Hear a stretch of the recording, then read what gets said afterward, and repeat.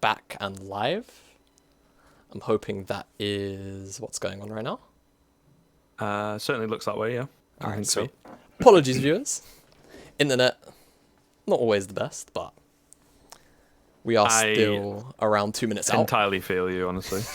um, but yeah, I mean, to be fair, if it's going to happen at any point, It's the best better. point is Better it definitely during happens. the spec delay. Spec delay. Better it happens now than in the middle of a game. Certainly happy that it's now instead of then.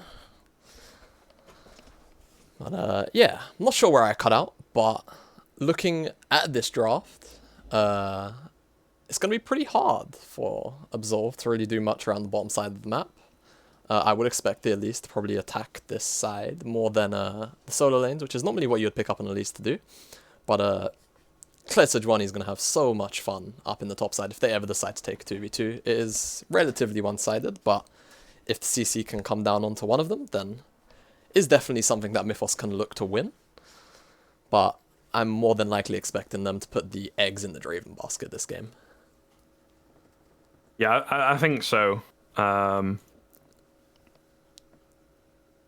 It's going to be, like you say, a little bit difficult, but if it doesn't go so well in that bot side, things suddenly start to fall apart. They do, on this Mythos side, have sort of the safety of the Corki, but then it's this trade-off that you make the Azirs on the other side of things as well, right? They both scale very, very well as the Ezreal. I suppose the only thing with the Corki really is obviously that kind of hybrid damage that he brings to the table. So we'll see here. We'll see. I think draft-wise, I feel it's not going to make as big a difference as maybe the previous game where there were some very clear issues in the comp of NSG, especially coming into this game. I think it is definitely just going to be based on how the early game goes. If things go really well for Absolved, suddenly Kled is just going to steamroll everybody plus Rakan. It's a beautiful combination. Yeah.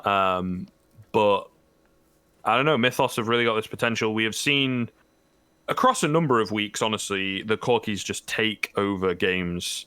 So there's definitely the potential for that. And as we saw from the ban phase, they are somewhat fearful of this Corki, of this wins, with the amount of mid picks that they took away from him.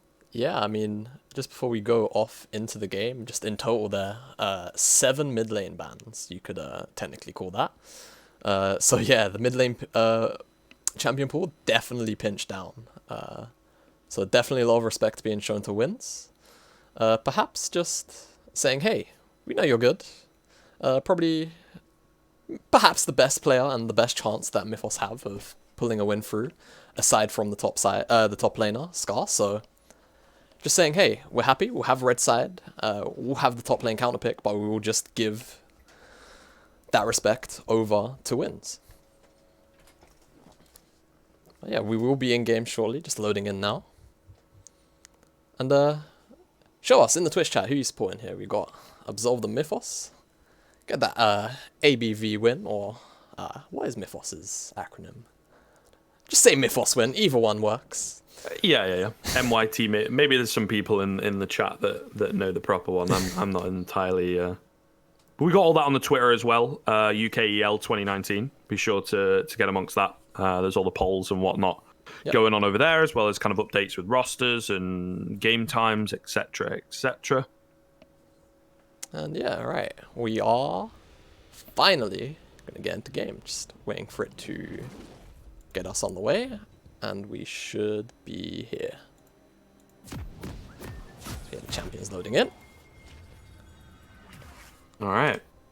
Let's see. Are we gonna get any invades this time? You reckon? Probably not, right? Everybody's just playing safe. I mean, there's potential room for Absolve to maybe late invade, but I would just expect a straight just line of scrimmage, and it appears, unfortunately, it is what we're getting. No cheeky late 5-man invades or 5-man stacks. Oh. As auto for auto in mid. yes. A bit of mana spent by the Azir, I guess. We love to see it. Corki wins that first trade. Some action in the Corki Azir lanes. Exactly what we came here to see. But Yeah, for what will be the laning phase, you'd expect that lane to be pretty quiet. There is no cleanse on the side of Winds, so perhaps once Gecko gets access to his Glacial Prison, he might look towards that lane. Try and give Void Terror a little more room to work with, but more likely than not, probably going to see him around the Kled lane. And Atto on this Elise has actually probably got the most freedom to do what he wants in this game. If he wants, he can play through this bottom side. He can probably play through the top side too, but it is of course Sejuani's stronger side, so interesting to see the decisions that come out as the game goes on.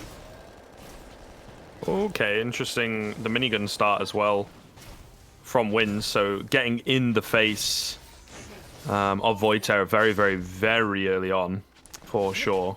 Yeah, of course. And so this, you never know. Maybe we're going to see some action in this Corki Azir lane, man. Nah, screw. You and I both know this lane's gonna. You and I both know this lane's gonna be a little quiet. But yeah, junglers starting on the same side of the map and looking to path up to the top side.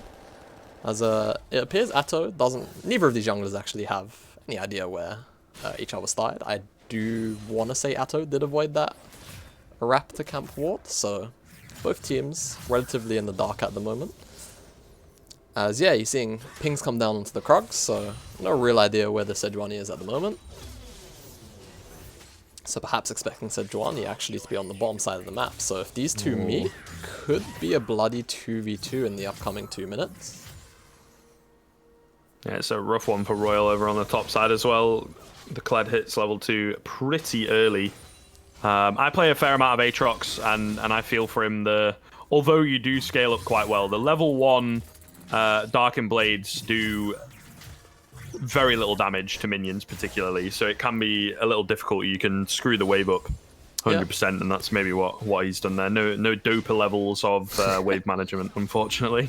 Yeah, but look at this. Atto actually waiting here for Sejuani, thinking Sej is either going to come through the lane or through the river, but there's wards on both sides, so a little bit strange to me that he's waiting around behind Scar, but is going to look towards this top lane Skull Crab now as... Oh. Yeah. I mean, my goodness. That's going to be trades for a lot of the lane, but Atto is actually here and he clears dismounted. Oh my goodness, that's a nice flash as well backwards. Yeah, does from SKXR. I'm gonna call him Scar. I'm gonna assume that the X is supposed to be an A. I think that's what he's going for. I hope so. If it's not, then well, tough luck. We do love you. Good job on helping secure the first blood, but it's actually gonna take a pretty poor trade here. Oof. Violent tendencies. Okay. Doing a lot. Yeah, I was gonna say as well, with his flash down and Death by Lollipop still having his, certainly risky. Look at the minimap here. Sejuani and Elise both weighing around, but it's like Atto is just gonna not take his chances and just back off. But yeah, that certainly favors Gecko a little bit. Does get to clear his entire jungle, and will have priority on this bottom lane Skull. But saying that, Atto does secure potentially something that could be a lead. But hey, maybe I was wrong to assume that Corki Azir might not be the most quiet lane, as we see Winds forced out. And I didn't quite catch the wave position. It flickers back, but I mean, Winds has TP, so he'll be fine. And we see Sej securing that bottom lane Skull. Absolve bot lane, not quite having prio, but it's enough for Sejuani to secure away the Skull Crab, and he will do just that, and probably return to farming, unless a little bit of fear, perhaps, that at least could attack this bottom lane. Yeah, I think both bot duos really fearful of kind of committing to anything at this point, because they know their jungler's around, but they don't know where the opposition is at the moment. So nobody really wants to move in. Yeah, this is kind of tense. I mean, Gecko actually walks back up to his jungle to start farming that, and Ao was actually sticking around for a really long time, so there's definitely a small window for Absolve to get engaged on there, but no action is taken, as we're just going to see them force the wave on the tower. Mythos trying to hold a freeze here. Ooh. Yeah, this is where the top fight kind of, every time that bear trap lands, trade is just going to go the way of Kled. Nice little side step from Royal. Away. Would like to cooldowns. If Scar did actually get hit by that bear trap on the rope, probably would have been in trouble. Yeah. Does manage to sidestep away from that, keep himself alive as Ao gonna find this pink ward. But yeah, other than this top lane gank, it's been relatively quiet in the first 6 minutes of this game. Yeah, a lot of respect, I think, across both sides. Yeah, But Ao the Aatrox... spending a lot of time in this bot lane. But yeah, sorry, go ahead, the Aatrox. Yeah, I was going to say the Aatrox matchup certainly does get better, because I think it kind of gets to a point where, you know, the lack of healing, not really the end of the world. So long as you're hitting the Empowered Darkin Blades, you're going to be doing enough damage that doesn't matter so much Yep. Against the Kled. But he kind of has that ability to get inside of you. That's another reason why it's such a strong counter. You can just avoid with the dashes. You can avoid so much, so you do have to be careful. For sure. Headbutt Pulverize is going to come through. I don't think we're going to see too much. It's actually a really good trade, as it would appear. Ollie on the Draven, not quite prepared for Oliver on the Alistar. A little bit confusing, of course. Not quite prepared for the engage there. Ollie. Classic bot lane. But yeah, this Absolved safe bot lane actually paying dividends right here. Only 2 CS down. We'd definitely expect Ezreal to be down, especially in a Draven lane of all lanes. So definitely doing well for himself. And between Klepto, actually, if we flicker up to the gold, does have himself a gold lead of just over 200. So he's definitely happy with how this laning phase has gone so far. And he can just continue to farm up until that 2-item spike. Ooh, look at this. Ao sneaking into the top lane brush. So Flash is available for Death by Lollipops if he so needs it. And ooh. Scary whenever you see Ao on these in these bushes on these side lanes. Never really sure whether he's gonna pounce or not, but oh, sad time there. Of course, Ao had just based, so could have maybe picked up something if he'd stuck around a little longer. Not entirely sure, though. I feel like Scar maybe got a bit too aggressive, a little bit too, you know, safe, feeling a bit too safe. Kind of gave the game away a little bit. Perhaps, yeah. But we are just now going to see, now that Ollie on this Draven does have his BF sword, you're going to see him shoving these waves a lot more as ping's coming out, so Sejuani does walk over a bot lane bush. Now they are fully aware of where the Sejuani is, so can just opt to play a little safe until Ao is actually around, as Void Terror is going to be past this blue over. Yeah, second blue as well, man. Yeah, He'll be happy with that. Yeah, he's definitely happy. Something you don't often see in solo queue too much, at least in the US these days. Very rare junglers give over their second blue. Yeah, no, it's fair enough, though. Pack the resources into that Azir makes sense, and we have seen Wins play a little bit more aggressive, you know, early on, did get relatively low off the back of the trade, so with the mana regen, particularly, I think it may help Azir out greatly. This is really interesting to see, though. You know, Ollie and Ollie, I suppose because the Alistar doesn't quite have 6 as yet, but look at that damage coming in. I mean, they're really scared here and getting zoned off quite a bit of farm. Yeah, so that was keeping that Alistar at level 5. Yeah, that was a cute little play right there. Just getting the Grand Entrance into the True Shot Barrage for some chip damage, and definitely gonna take the wind out of Ollie's wings for a little while, but sustained up really fast between pots, Alistar passive, and the Doran's Blade lifesteal. Seems to actually be fine with that. Absolved, looking like they're just going to take their reset right here. Yeah, again, a little bit of action, but not quite enough to really be burning any resources at this point in time. And the gap at this point is only going to get wider and wider. I suppose we see straight into the Iceborne Gauntlet as early as possible. Makes sense for that armor against the Draven and the ability to kite him away. Not going to go for maybe, I suppose, the slightly more damaging option, you know, a little bit more AD coming through if you go straight into the Mana Mune, but going for the safer option. Yeah, I mean, there's actually... At this point in time. There's actually some room here as... Oh, no. Okay, yeah, this is not looking too good.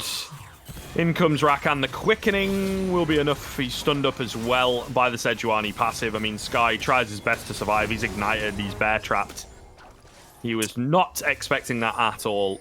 Yeah, no pings came down, seemed like they weren't aware of the roam whatsoever, and just gonna pick themselves up. Free Aatrox, doesn't even flash for his troubles, just knows he's dead, kind of just accepts it. And a little bit strange, Absolve don't actually just straight up decide to start up this Rift Herald.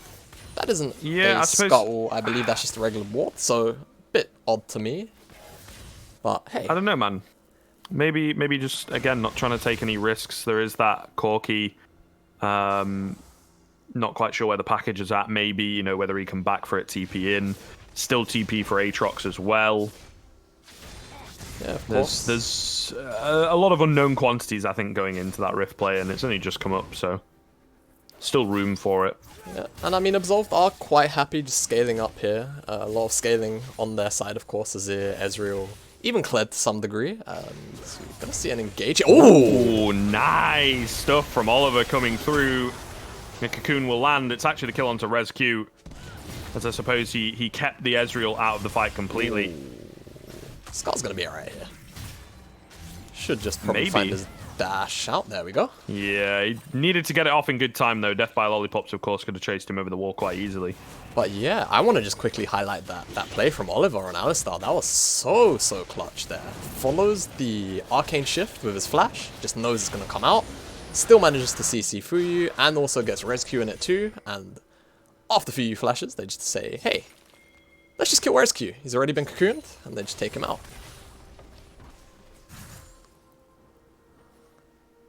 But on the flip side, I mean, Scar didn't even really have to blow flash, so nothing really costed there other than the flash from Oliver. And I believe, actually, no, Atto did flash cocoon.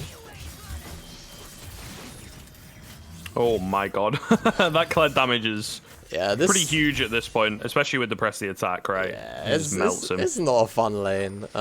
Especially that he's gone press the attack, just gives him way more pressure, but he does see it. A lot of healing does come back as a little bit of a laugh also in return.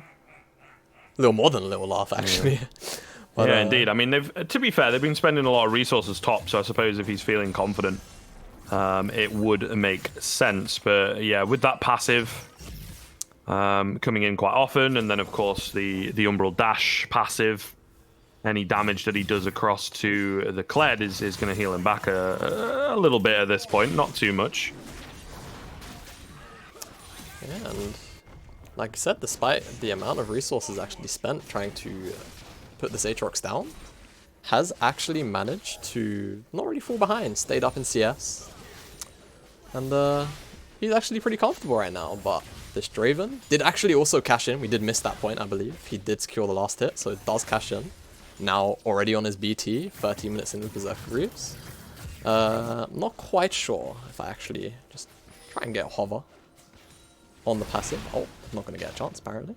Has cashed in 527 gold on that kill, so a lot of gold into the Draven's back pocket. As Hex Flash being channeled. Yeah, classic.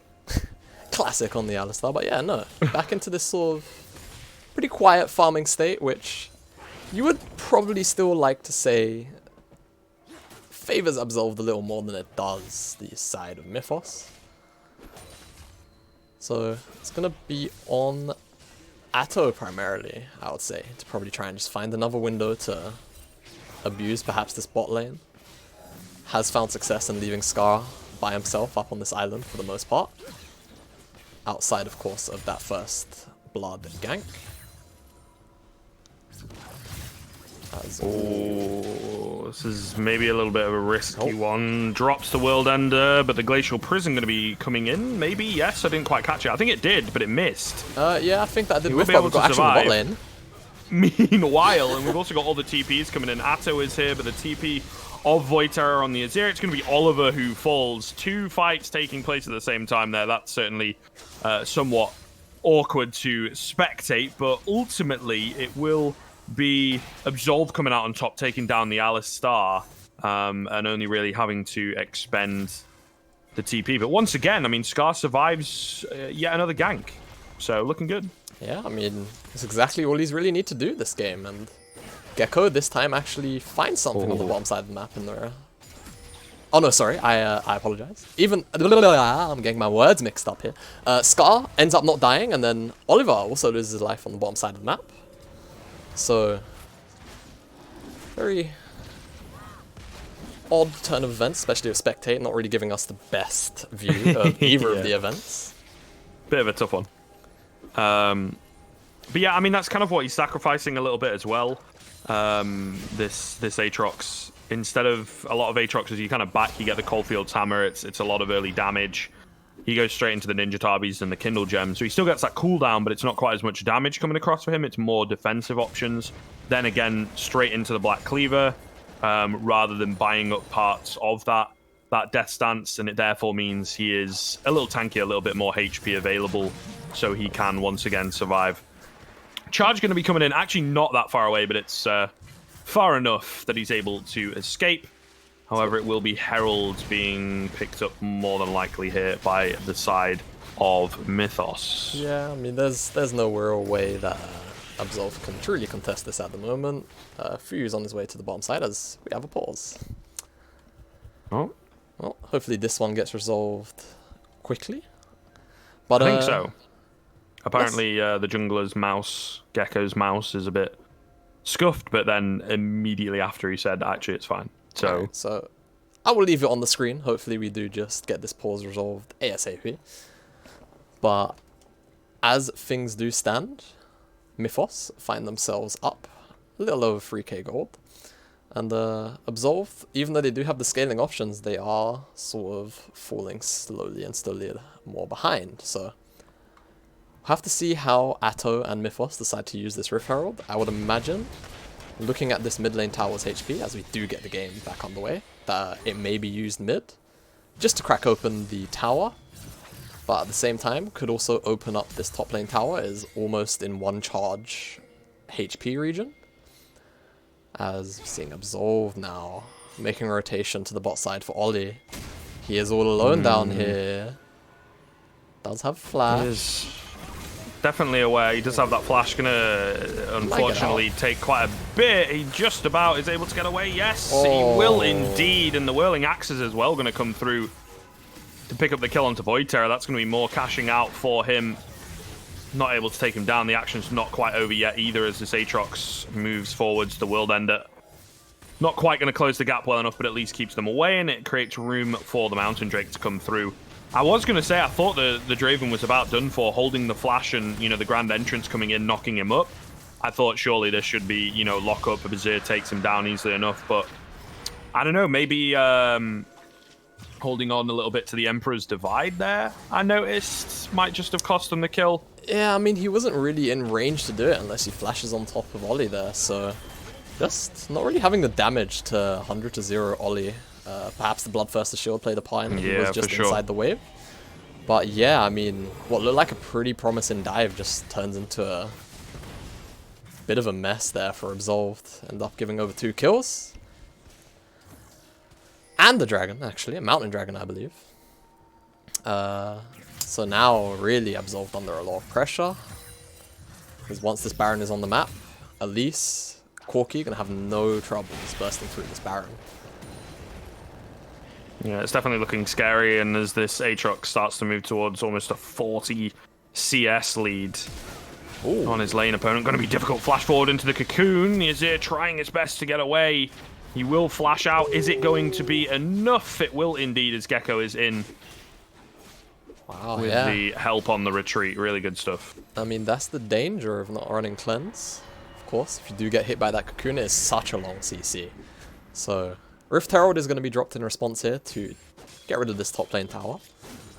Scar's efforts in maintaining his own tower going to be paid off here, as they actually destroyed the tower before the charge goes off. So if they do manage to corral the Rift Herald onto the next tower, which judging by the mini-map they may not do, but Ollie's in a bit of trouble. No flash available this time. A little bit aggressive, as it was not warded at all. Although, I say at all, it was warded a tiny little bit, but yeah, maybe just thinking Shelly was going to protect him a bit too... Shelly, the protector of Dravens. No, but yeah, I mean, I think just a little bit of overconfidence. Did have Atto and Oliver weighing in the wings, so perhaps they could just respond way faster than they were actually able to. So Ollie is just going to pay for it with his life. No second Rift Herald charge to be had, as you see Sundisk popped in the mid lane. Oh, hello. Oh, big dive coming in as well as the Hex Flash over the wall. That's why you take it. We will indeed, maybe, just maybe, see Oliver surviving here. We'll have to see. Oh, the ultimate runs out and no one around to really help. He will get taken down. Charge coming through as the Kled is able to escape once again. But at the very least, you know, they pick up that kill in the mid, trading 1-for-1 support for mid. Definitely worth, and the bot tower being picked up in the meantime as well. Yeah, so it's definitely looking. Oh, gonna have to hold that. Okay, I was gonna say the 2v1 may be doable. The 3v1 not so much, tries to flash away, but it's too little too late, really. However, the rest of the team has come in here. Have they burnt too much? That is the question. Death by Lollipop's going to go down to the Corki. Atto as well might just be able to get the chase on, not quite feeling it. Yeah, no. Would have probably paid for it with his life if he decided to chase on the Gecko there, so not really worth. You're happy just taking those kills and backing out. Steal away the blue buff. It's True Shot Barrage, going to be mistimed. I'm not going to find any luck on that one. But yeah, I mean, another good play from Oliver. He's had a pretty solid performance with finding these pretty good engages so far in the game. Despite his 2 deaths, scoreline is a little bit misleading towards his performance and some of the clutch plays he's made so far.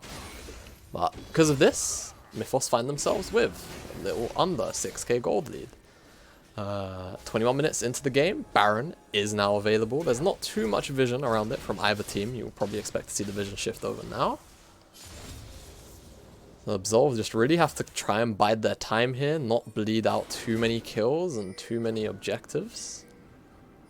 And just hope that Mythos don't really find a window here to take this Baron. We do have that package available, though we're yet to see any spicy plays with said package. Yeah, I mean... So, I feel like maybe they're going to look to set her up around the Baron. Yeah, it'd be pretty hard to find some kind of play here with a Corki package into the champions available to Absolved. So, no real surprise that it's probably going to fizzle out. Just use it on a mid wave or a top wave. As we're in a bit of a quiet state. Just going to use it there to move towards the top side. Might be a mistake, though, as he does have 3 players very quickly moving towards him again. Does he still have the package available? The answer's no. Oh, man.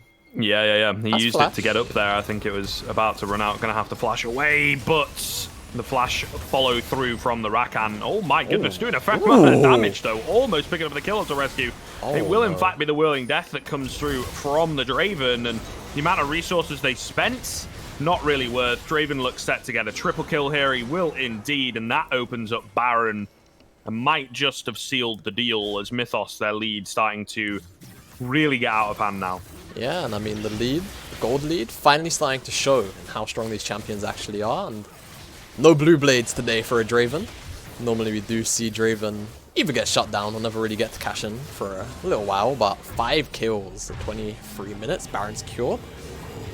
He's pretty happy. Bloodthirster, QSS, IE, Azil now picked up too on his side, so he is really gonna deal out some hurt on the side of Absolve. There's only really the armor available to Gecko, so he's really gonna be dealing damage to these squishies.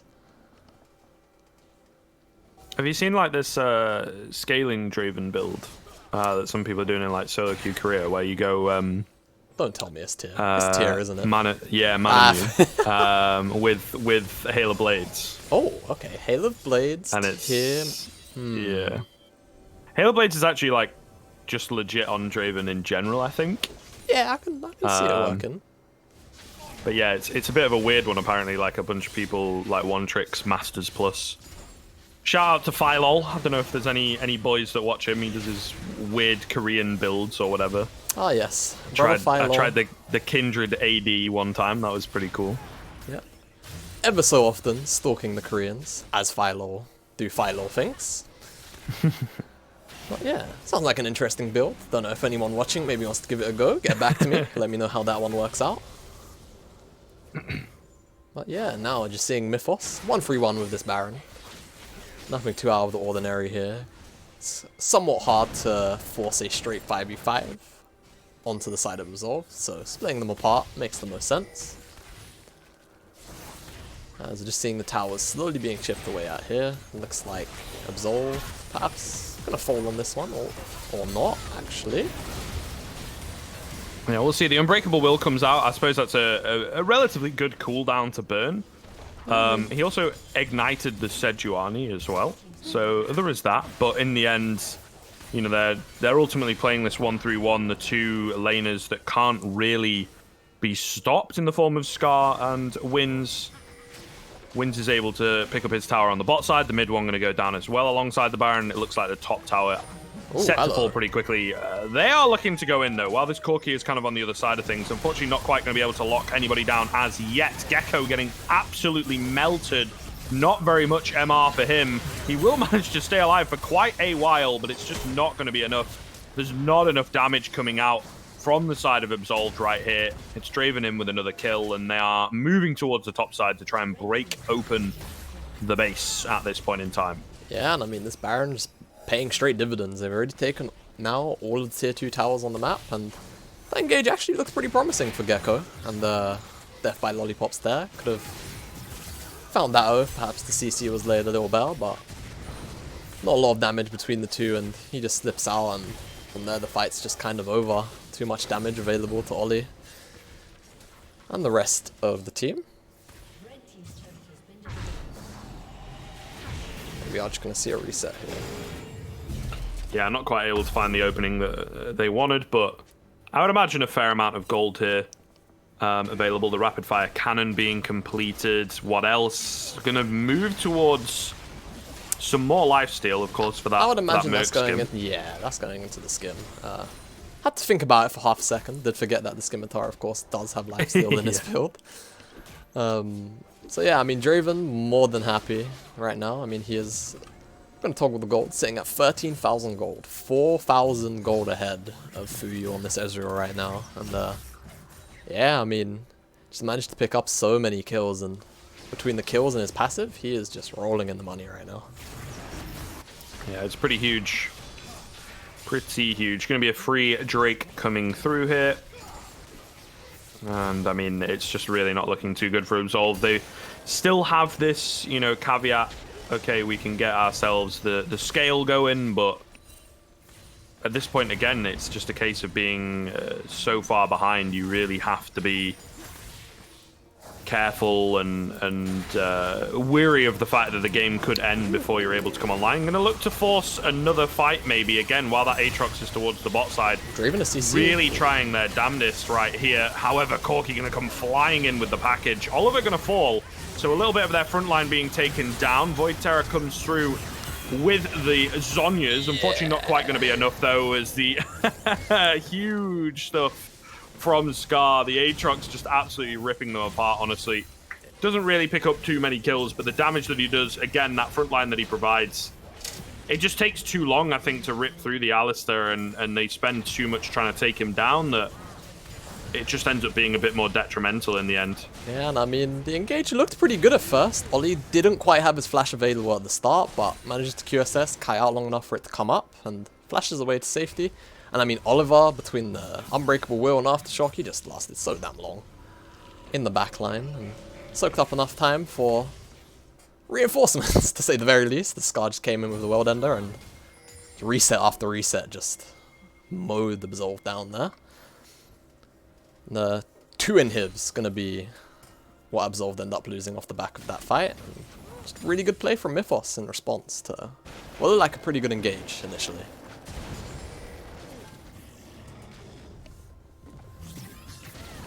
Yeah, we'll see. I mean, they keep trying to force these fights, right, with the charge, which is fair enough, because, you know, it's a really fast way in, and like I said, it pairs well with the quickening, giving even more kind of move speed to res Q, and also across to Gecko to get those glacial prisons off. But again, it's just kind of, yeah, as you can see from the damage coming in towards the Baron, a little bit close there with the true shot barrage and the dash over the wall from Gecko. He's going to lose his life. Meanwhile, we've got Scar trying to keep them back. It's going to be the charge to disengage. And again, another lost fight. Could have been a hell of a lot worse, actually. They're a little lucky to get away with only the one death, if I'm honest. Yeah, I mean, Gecko being the only one to pay with that attempt of his life is probably the best case scenario, if I'm totally honest. But yeah, this Baron now just gonna look to open up this top lane. There's not really too much Absolve can do about it. Tower's just gonna pop. Royal taking a lot of poke damage. He's actually just gonna die. Ooh, Death Stance bleed yeah, as the well. death stance. Ends up killing him there. And now Absolve looking for a little more, but I don't think they're really looking to bite into that. As bottom lane minions just bashing away at the tower. Somebody's got to respond. And oh my. They lose the tower too. So yeah, I mean, Mythos don't get the top lane inhibitor, but they do lose... Absolve, sorry, do lose their Nexus tower. So only one left. Yeah, it's... Mythos can pretty much just return now to the top side and keep on doing what they were just doing. kind of dwindling. It's kind of getting worse and worse and worse here. And the TP on the face from Ollie, I'm not entirely sure about this one. He is so strong, though. It's hella close. Rescue dashing forwards will take him down, gets the shutdown gold. I suppose the silver lining is that it goes on to the support. They also have to commit so heavily. Goodbye, Azir. The Emperor's Divide pushes 2 away, but there's nobody really around him. Gecko is so tanky here, though. He's creating the room for Fuyu. Is it going to be enough? Don't quite think so, especially now that Scar is coming in from the side once again with that Sterax. Fuyu, we love you, Not buddy. going to be stopped. They're just too far behind. Yeah, RIP Fuyu and the rest of the boys. Does look like it's going to be a Mythos victory here. They just picked up their lead and rolled with it for the entire game. That'll be the Nexus exploding for game 2. The Mythos victory. Indeed, they look real good, real strong throughout, honestly. Just seemed to be kind of one step ahead, but, you know, it kept rolling, and Absolve just not really able to catch up. So it wasn't like the Click NSG game where just from the get-go it was incredibly one-sided. This just kind of slowly snowballed, and Mythos able to sort of walk all over them in the end. Again, they spent a lot of resources towards that top side trying to take down Scar on the Aatrox, and they just weren't able to do so decisively. I think they picked up 1 kill in the laning phase on him, but the amount of farm, the amount of pressure he was still able to create was kind of problematic. In all honesty, and you know, that Corki of course scaling up, and Ollie just finding the kills. It seemed like they were a little bit too patient to begin with, but what do we know, because it, you know, eventually worked out massively. Yeah, and I mean, actually just looking at the damage chart right here, and it was pretty surprising to see Fuyu dealing the most damage in the game. Probably would have expected that title to have gone over to Ollie on the Draven, but Ezra actually had a 10,000 damage lead on Draven, so gotta feel bad for him. Definitely had a pretty decent performance for himself, but the rest of the team not looking too hot. And it will be Mythos that kind of just had control of the game from the get-go. And just took it home, slowly but surely. Yeah, definitely. It really did ramp up towards the end, and a really good showing from them. They're kind of able to best their opponent and get away from the bottom end of the leaderboards and whatnot. I believe going to be their second victory coming onto the board. But that, of course, is going to be it for the second game. We do have another interesting one coming up that has that potential to be close once again. It's going to be Radiant up against Lion's Creed. Again, folks, you've got to be tuning into this one because it's going to be another close slobber knocker of a game. We will be back in around 10 minutes or so, hopefully a little bit sooner for you guys. We'll see you then.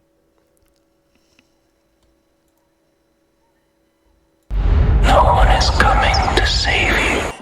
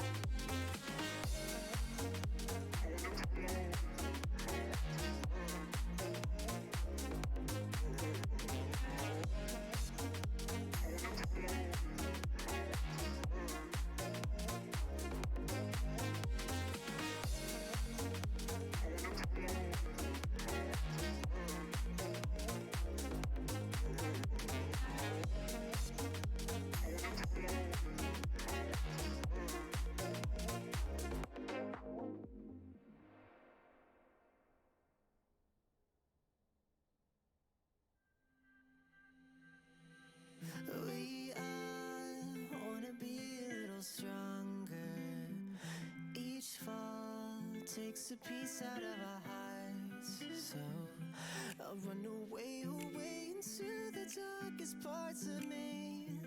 I need a change desperately.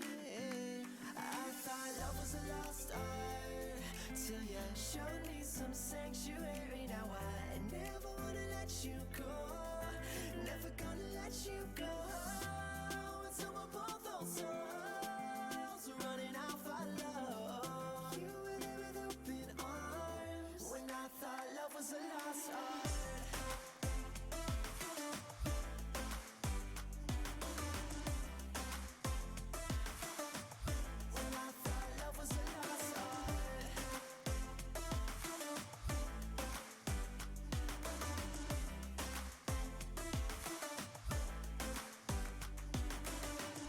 Empty halls, running with my eyes shut.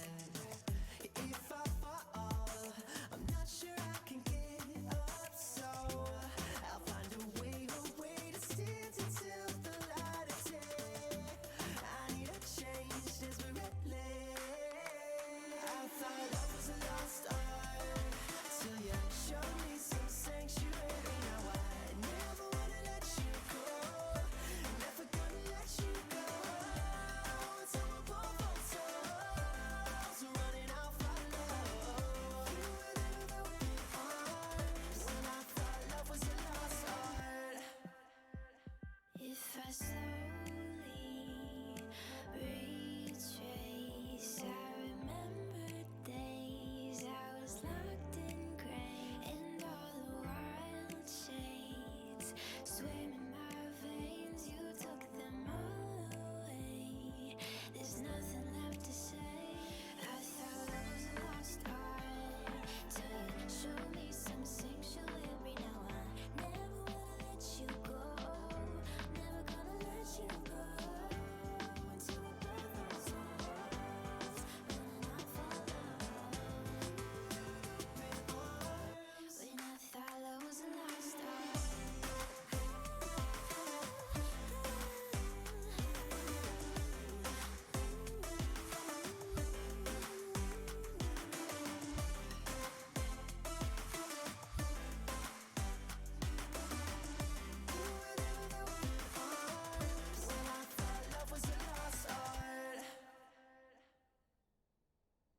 Let's go back, back to the beginning, back to the beginning. We can't starting what we finished, starting what we finished. We could.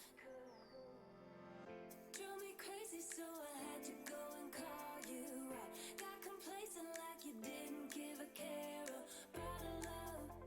When I had to give up, couldn't let you go, could never pull the trigger, no, no. I wanna make this right, wanna make this right. Can we turn back time? You, been on my mind, been on my mind. Can we hit rewind? Wanna make this right. Can we turn back time?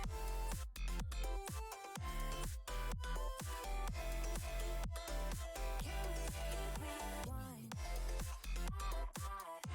Wanna make this right, wanna make this right. Can we turn back time? You go, been on my mind, been on my mind. Butterflies to lies and secret keeping, lies and secret keeping. Stuck on loop and history's repeating, history's repeating again. I remember all the late nights talking at your house. Tried to stay up, but we'd end up sleeping on your couch. Of those things I never noticed, I miss the most when I look back on those moments. I wanna make this right,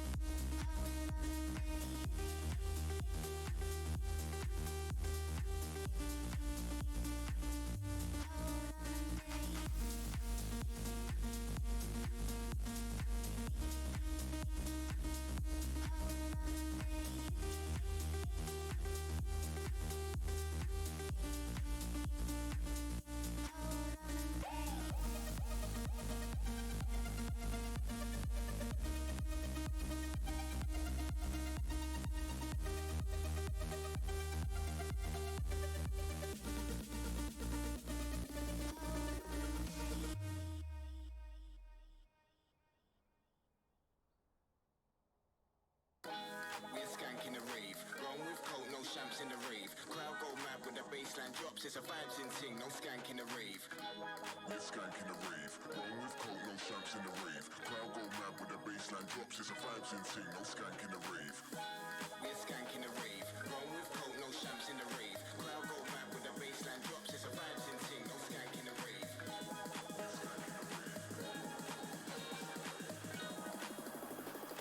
Vibes in ting, no skank in the rave. We are skank in the rave. Run with coke, no shamps in the rave. Crowd go mad with the bassline drops. It's a vibes in ting, no skank in the rave. We're skanking the rave. Roll with coke, no shamps in the rave. Crowd go mad with the baseline drops. It's a vibes in ting, no skank in the rave. We are skank in the rave. Run with coke, no shamps in the rave. Crowd go mad with the bassline drops. It's a vibes in ting, no skank in the rave. We're skanking the rave. Roll with coke, no shamps in the rave. Crowd go mad with the baseline drops. It's a vibes in ting, no skank in the rave. We're skanking the rave. Roll with coke, no shamps in the rave. Crowd go mad with the baseline drops. It's a vibes in ting, no skank in the rave. We're skanking the rave. Roll with coke, no shamps in the rave. Crowd go mad with the baseline drops. It's a vibes in ting, no skank in the rave.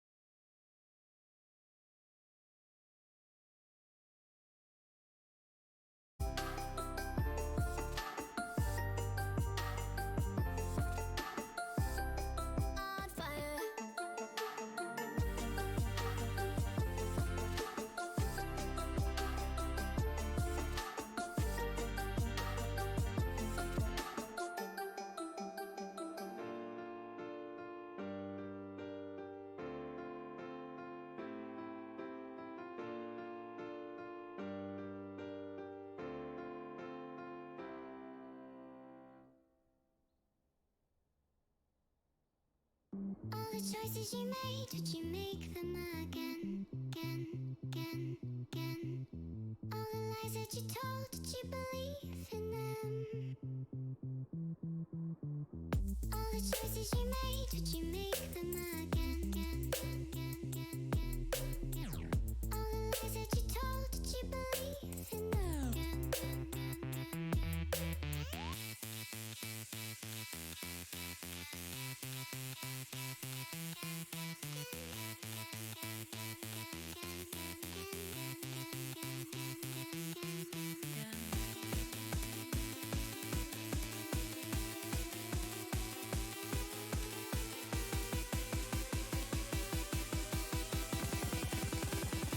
You make them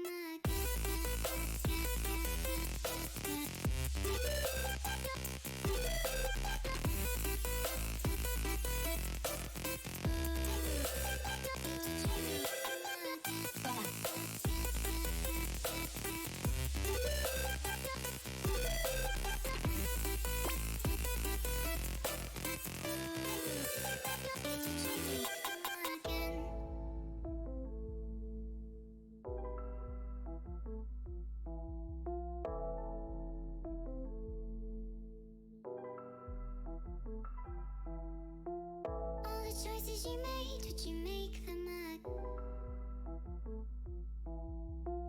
All the choices you made, would you make them again?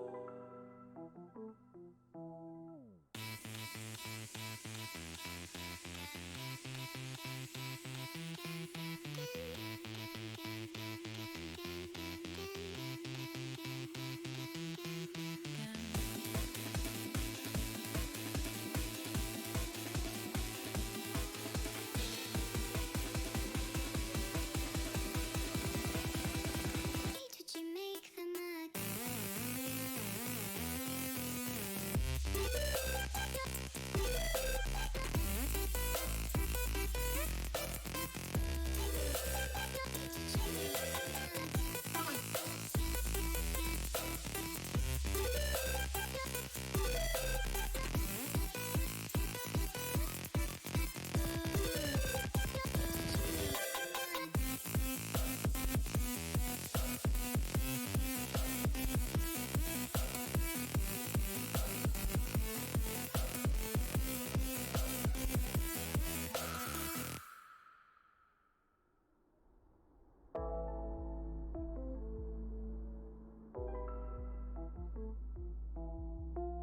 All the choices you made, would you make them again, again, again, again?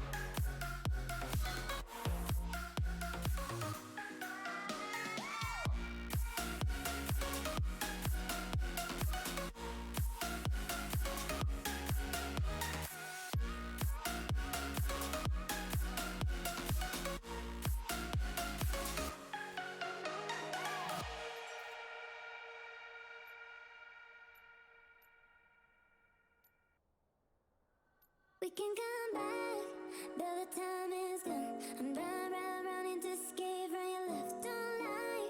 Cause I know your heart. Don't try looking for someone to forget. Cause I gave you my whole life, and instead you gave me nothing. And you left me here lonely, here lonely. We can come back, but the time is gone. I'm running to escape from your left, don't lie. Cause I know your heart. Don't try looking for someone to forget. But the time is gone. I'm running to escape from your left, don't lie. Cause I know your heart. Don't try looking for someone to forget.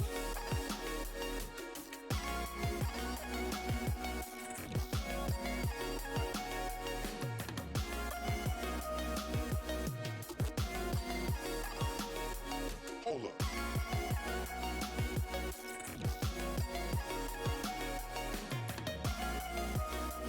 For someone to forget.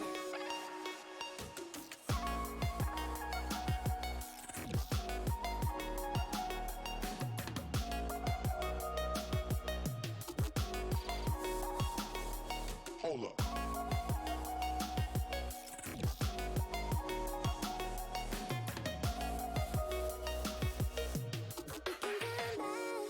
But the time is gone. I'm running to escape from your left, don't lie. Cause I know your heart. Don't try looking for someone to forget. Cause I gave you my whole life, and instead you gave me nothing. And you left me here lonely, here lonely. We can come back, but the time is gone. I'm running to escape from your left, don't lie. Cause I know your heart. Don't try looking for someone to forget. But the time is gone. I'm running to escape from your left, don't lie. Cause I know your heart. Don't try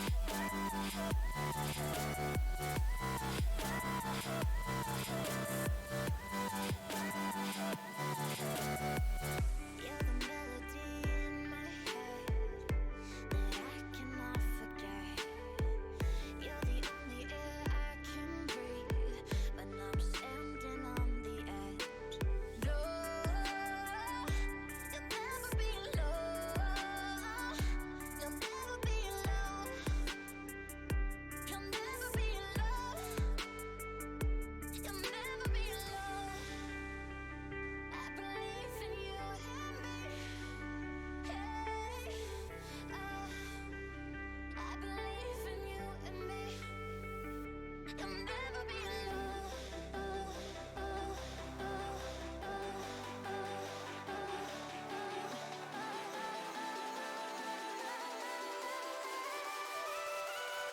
You'll never be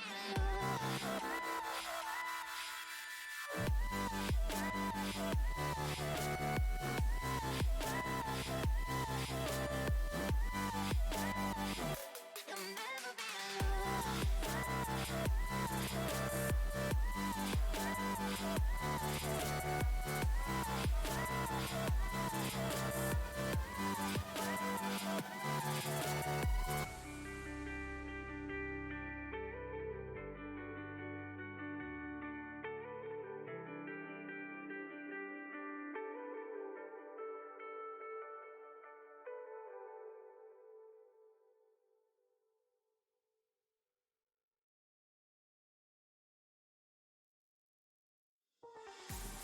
Ladies and gentlemen, step right up for another amazing banger by Lex Blaze and Daddy Paul.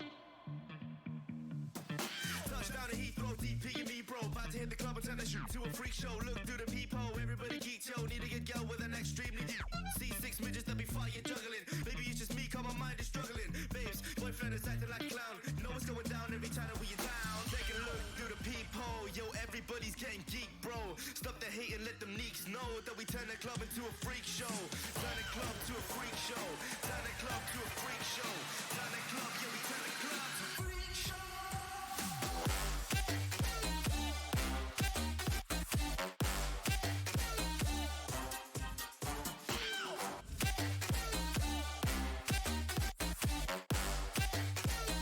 Turn the club into a freak show.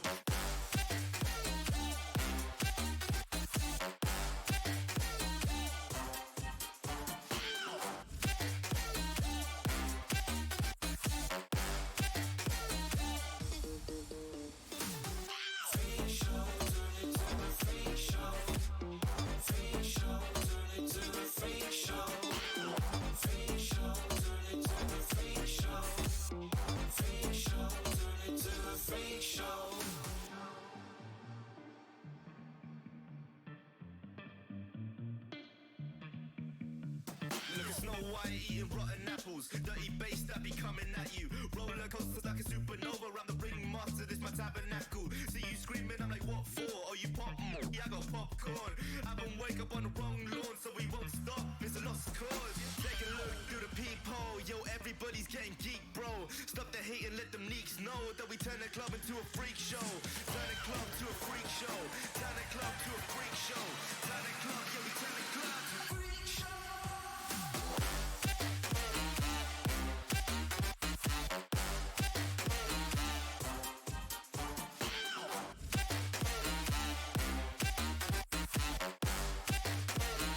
Turn the club into a freak show.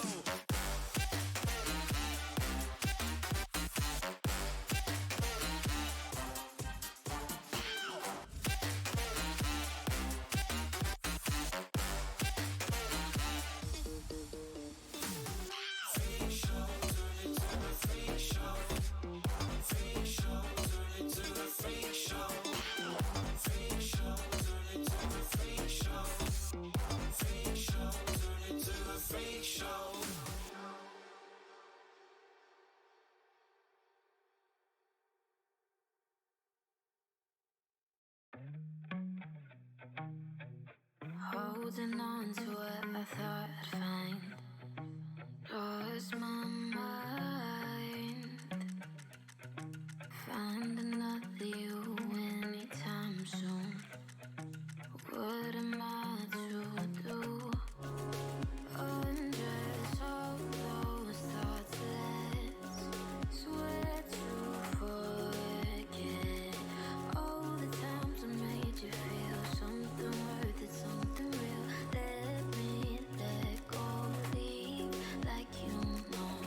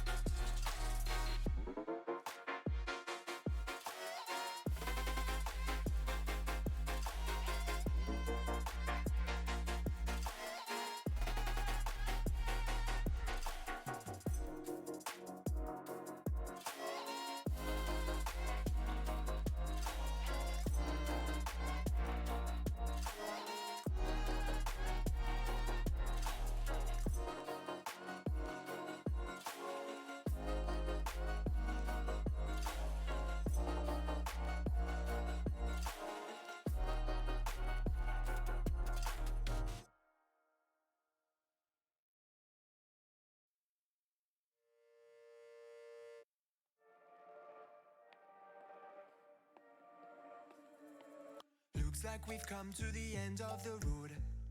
There's no point in running away now. I'd rather sleep until the storm is gone. She'd rather be shooting at me now. I know it will end up in anger. I don't think we grew up, we just became older. She's aiming her words, ready to fire. I don't think that bullets will bring back desire. I don't think that bullets will bring back desire.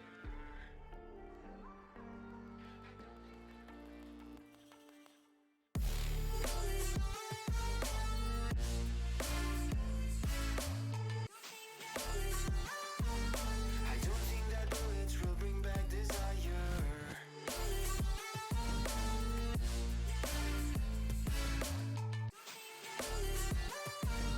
I don't think that bullets will bring back desire.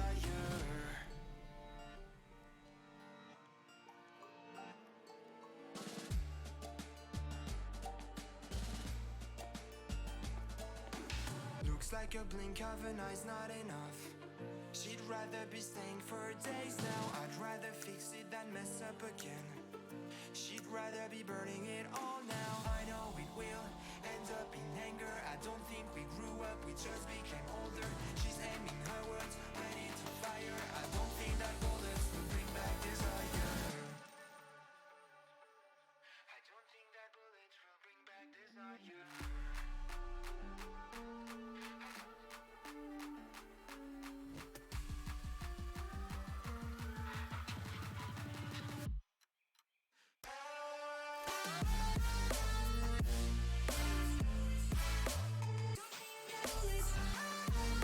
I don't think that bullets will bring back desire.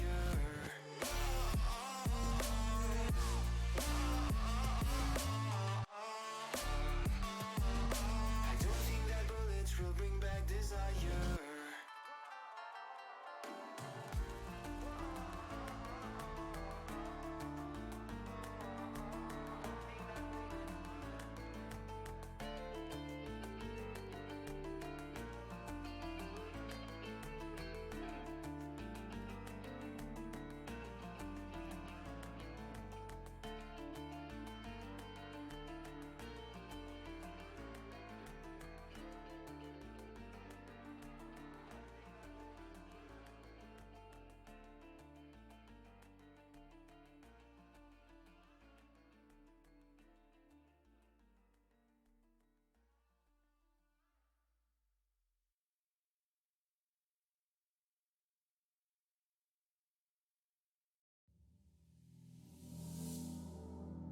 I step into my mind to seek what's hiding behind my own life. Who we are is not enough. They try to tell me what to say and think, but what do these faces know? So I'll build myself a place to go.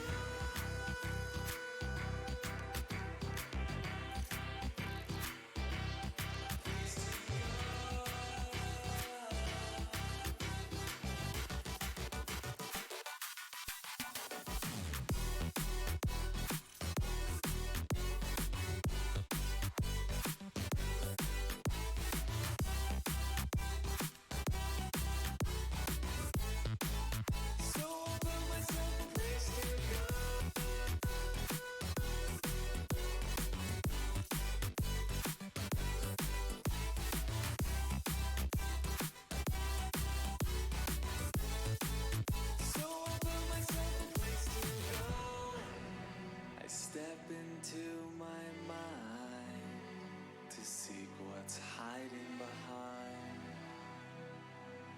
my own life.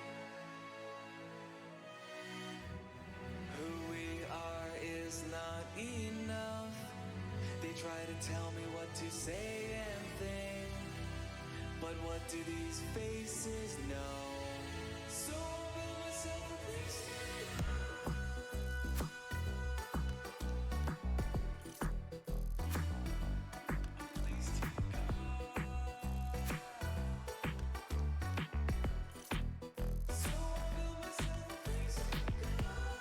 You don't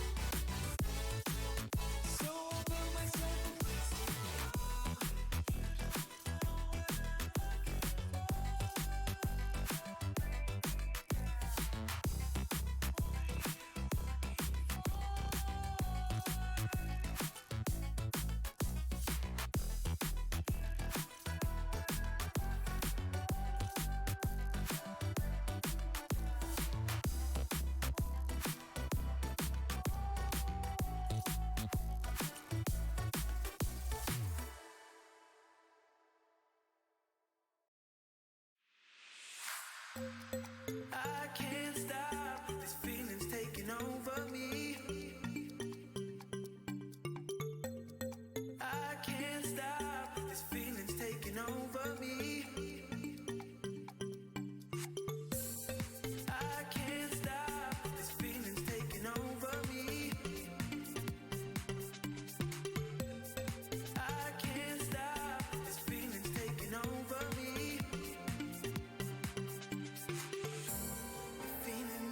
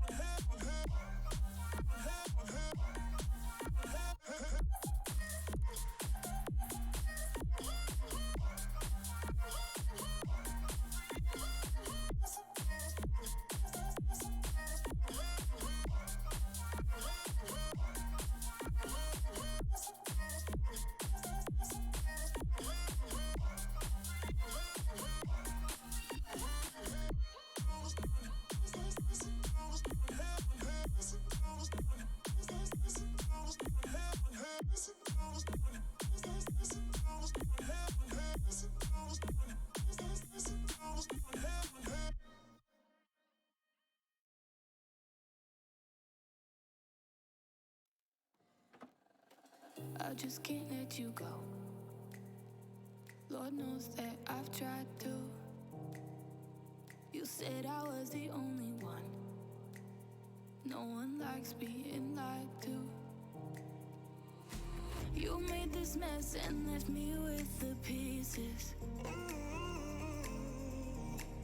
Now I wanna burn all the bridges between us.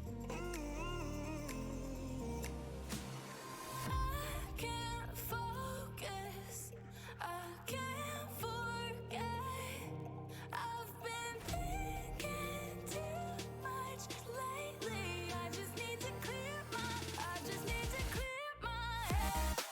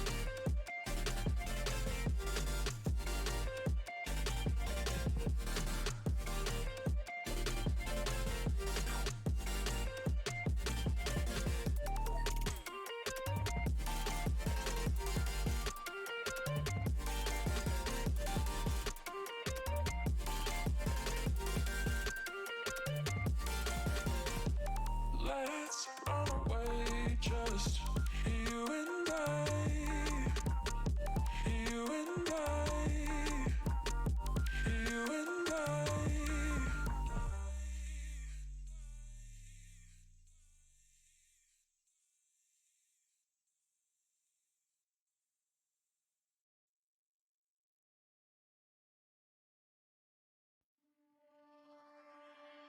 I was ready to surrender my heart to you, only you. These lights all around me keep blinding my eyes from you and the truth. Don't tell me, don't tell me, don't tell me why. I know, no, you won't save my life. Save my life. Baby, keep on, you're making the waves. You and I will never be saved. Be saved. If the walls come down, will you pick me off the ground? If the walls come down, will you save me or burn me down?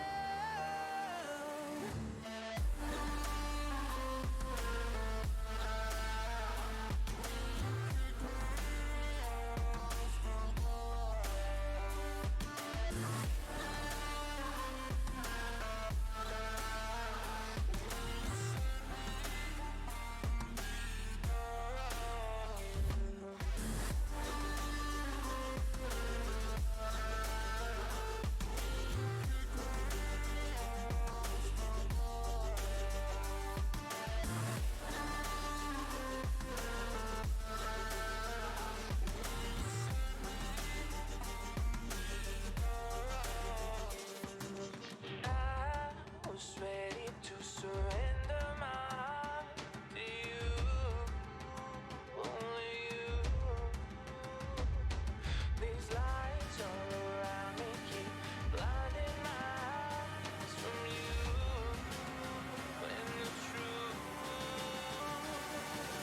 Don't tell me, don't tell me, don't tell me why. I know, no, you won't save my life.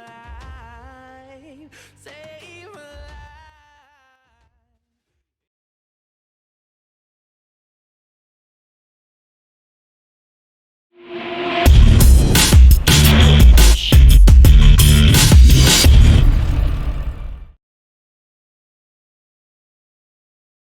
All right, everybody, welcome back. We apologize about the delay. Of course, that third game, Radiant versus Lions Creed, if you're just joining us and don't know what's been happening, was cancelled because Lions Creed, unfortunately, their top laner is out of action. Let's put it that way. But we're moving into the final game of the day. It's going to be Viperio up against Bulldog. Now, I think this is going to be quite possibly our most exciting game of the day. It's a really nice one to finish on. Both these teams have been looking very, very...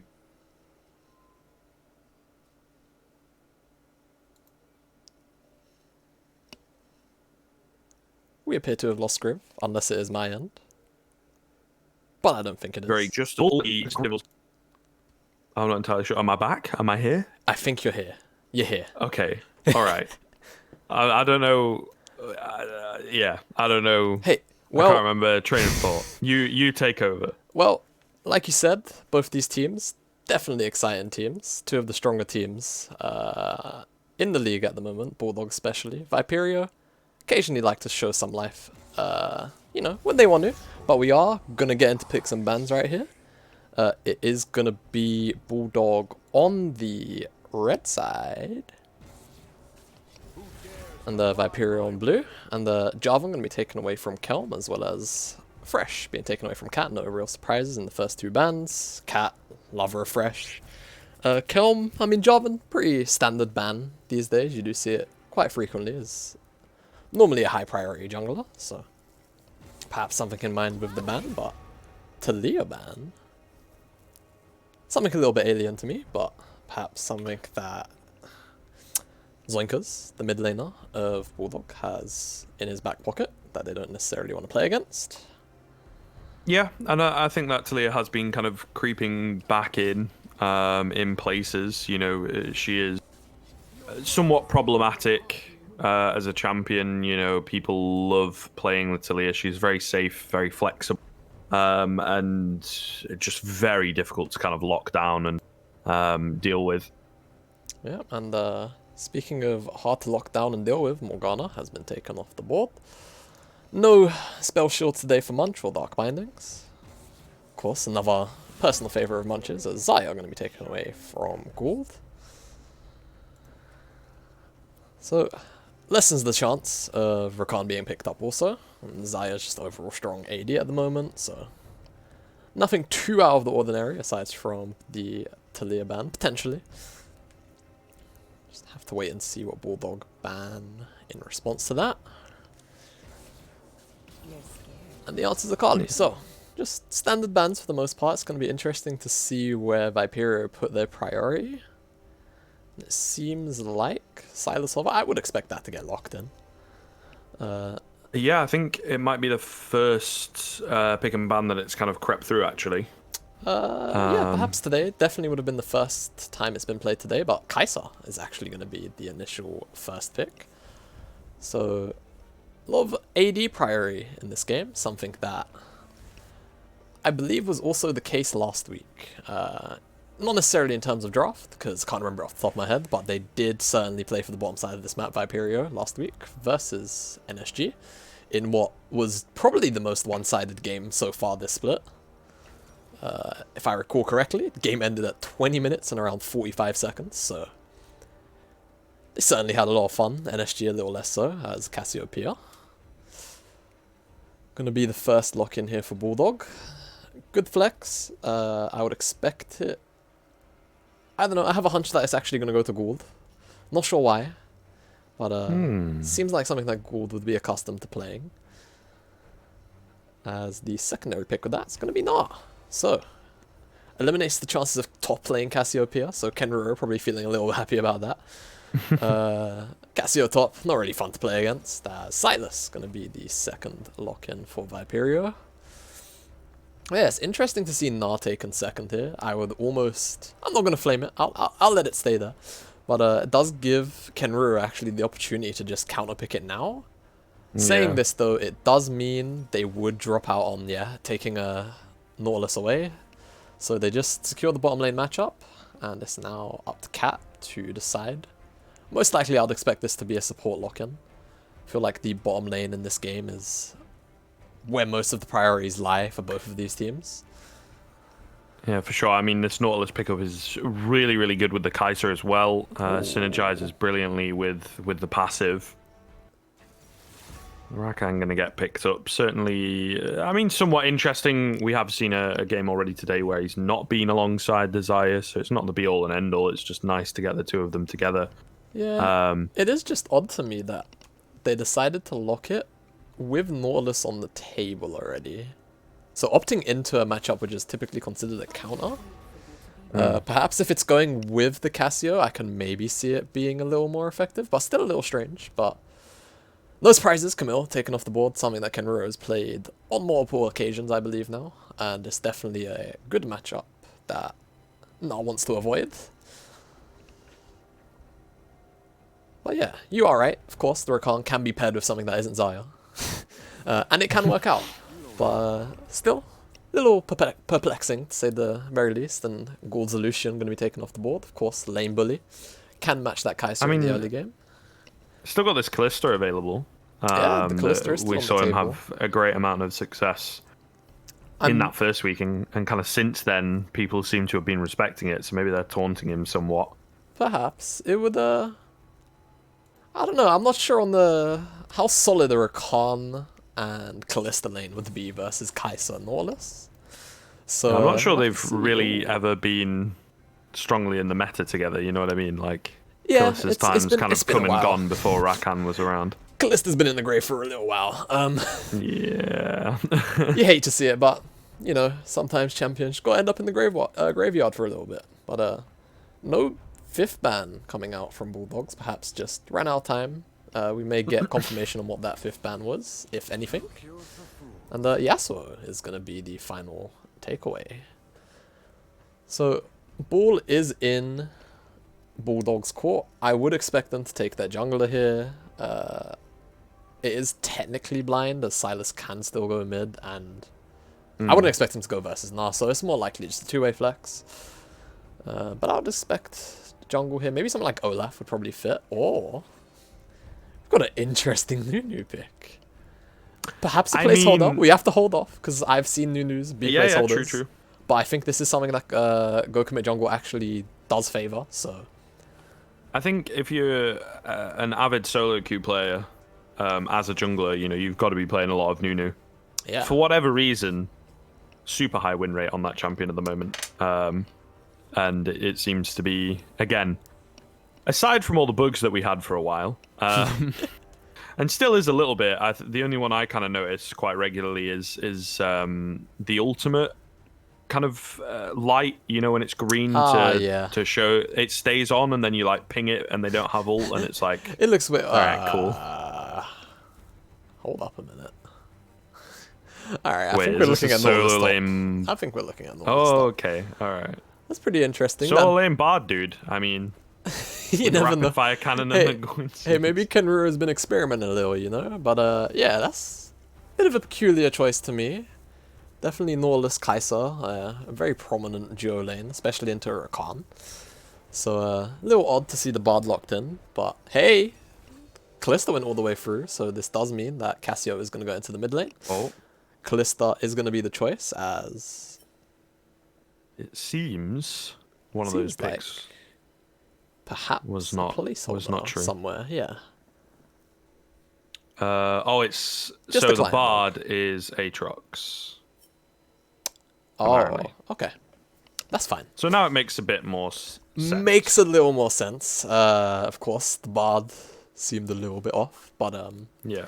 Yeah, so Aatrox, a little more sense. It can get bullied around a little in the early stages by now, but still a pick that can hold its own, especially if these guys are looking to play bottom side of the map.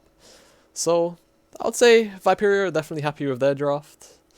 The Bulldogs pretty much just sitting on, for the most part, comfortable champions. There's no real major deviations from what I know these guys to normally be playing, so both these guys probably happier with their drafts. Yeah, I think so. We've got some nice comfort picks in there. We've also got some pretty good comps forming as well. We'll see. This outlier at the moment for us is definitely the Kalista Rakan bot lane. It's not something I think that has a great deal of precedent, so it will certainly be a weird one. It's definitely going to struggle to skirmish into Kai'Sa Norless of all duo lanes. There's not too many deadlier lanes than Kai'Sa Norless at the moment, as we are just going to slip back into pick and bans. Yeah, hopefully we won't be waiting too long. We can get through it a bit quicker this time around, I would hope. Yep. And we can get into the final game of the day. But I think this one definitely going to have a bit of an effect. As Click, you know, they move up after this week towards that 5-0. Viperio still hot on their heels, and if they end up losing this one, you know, that gap between first and second begins to get a bit wider. Whereas, you know, Click, there's still room for them to lose. Viperio, they need to be picking up probably the rest of the games for this season, ultimately. Yeah. And I mean, both of these this is teams, quite an important one. Yeah, both of these teams going into the split, definitely looking to contest the top 3 spots. So this is definitely an important game, considering Click are already 5-0. And if memory serves me right, both of these teams are 2-2, or Bulldog might be 3-1. So no, so Viperio are 3-1. Viperio 3-1. Bulldog are 2-2. So this is a very, very important game to try and close out that gap. Both of these guys here. So no messing around in the draft. Loads of comfortable picks, as we're just gonna see a rerun of the draft. So yeah, wait for the draft to be fully locked in before we start to converse about how these teams would like to probably attack these lanes, as you may hear Doggo in the background. Hopefully he's quiet enough to not be too big a bother. No, I'm not hearing anything. I'm trying to keep my ears out, but I'll let you know. I'll let you know. The Aatrox kind of makes a little bit more sense here. There's a good mix of damage as well. Frontline wise, maybe not quite as tanky. The Nautilus, I guess, comes online a little bit later, but I would imagine, kind of the Knight's Vow, the Zeeks, Yeah, the Nautilus is being picked up and whatnot. more or less sort of a CC bot than a true tank of a support. But yeah, you are right. There is a little bit of a lacking frontline per se. There is a lot of healing obviously available to Silas and Aatrox, so could look at it as in that kind of light. As it appears Irelia was actually the 5th ban last time out. As the bans Fair remain enough. pretty much the same. I believe the Pantheon ban was something else, but no real fuss. Yeah, I mean, it's not the end of the world, really. And ultimately, I mean, the general rule is kind of if you fluff a ban, you don't get a ban. But no one's really complaining at the end of the day. One thing that's worth noting across the board today, and I think we're seeing it kind of creep in just in pro play in general, so many TPs for the ADC particularly, but also kind of in the mid lane, not picking up ignites or anything like that, or cleansers or barriers, just going for the TPs to make heavy team plays. And I think, if I'm remembering correctly, for the first time today, we're actually seeing an AD with heal rather than TP. So Yes. we'll see whether that makes a difference. I don't think it's going to be too big. The AD TP is more for, getting back into lane quickly, I feel. Yeah. If you're TPing into a lane to help someone out, you've got to be very, very careful because obviously pretty easy to take down most of the time. Yeah, TP definitely the more common stay summoner spell at the moment for ADs. You definitely see it more frequently than heal. Especially Kai'Sa, Nautilus, there's no real kill threat from a Callistic Rakan unless there's like real missteps, so teleport just gives you more access to macro. Actually, last second swap actually does swap out to the heal on the Kai'Sa, so Yeah, okay. no TPs That's on either of interesting. these ADs. For sure. Yeah, definitely making a bit of a difference here. So we'll have to see. I don't know. Maybe I think it's because one of those things you possibly clock on to the fact that the Callista might not be taking TP. It's a bit smarter to go heal for yourself. Perhaps, but Yeah. looking at these two drafts matched up, it's going to be interesting to see who goes where, honestly. A lot of these lanes can definitely be attacked, so junglers are probably going to have a little bit of a field day. I would expect probably top, as usual, to perhaps be an island, at least until level 6 is available on either end. But other than that, there's a lot of scaling on the side of Viperia. It's a little less scary on the side of Bulldogs. Only real scaling option, realistically, is Cassiopeia. Nunu does eventually turn into a pretty strong frontline, and Nar as well. It's pretty good at soaking up damage as well as being a big CC bot. Definitely has a scary presence inside of team fights, but Silas does have quite a few good ultimates here to steal, so it's going to be interesting to see, not only in the early game, but later on how these fights actually are played out, whether Bulldogs perhaps opt into a more 1-3-1 style of play, or a 1-4, or just decide to just straight up try and run down the side of Viperia. Yeah, I definitely feel that's the difficulty of this Silas. Again, one of the problems that he has is they can nerf his jungle clear, nerf a bit of his damage here and there, and try and change him around a little. But it's just the hijack, the ability to take ultimates away from people. You pick a Gnar, you pick a Cassiopeia or a Rakan to look to engage some fights, and then suddenly that very same, not only ability in terms of name, but ability in terms of, the overall ability to engage is suddenly kind of stolen, copied by the enemy team. So Silas, I think that's why, especially in games like this, obviously maybe a little less so in solo queue, but very coordinated teams at this kind of level, working together brilliantly, all talking together. He's just an absolutely perfect pick, and I think for a while is going to remain that way, so long as his ultimate stays the same. Yep, until Riot decide to put him in the nerf bin, will probably stick around for a little while. And like you pointed out, there's a lot of powerful ultimates for him to steal, and it's going to be very strong skirmishing from the side of Viperia. They do have pretty strong 1 and 2 IM spikes. But saying that, Callista, Cassiopeia, no slouches either. Nah, just about the same. So, going to be interesting again to see where exactly Viperia and Bulldog decide to put all of their resources. As we are just getting into the loading screen now. And we will be in game shortly.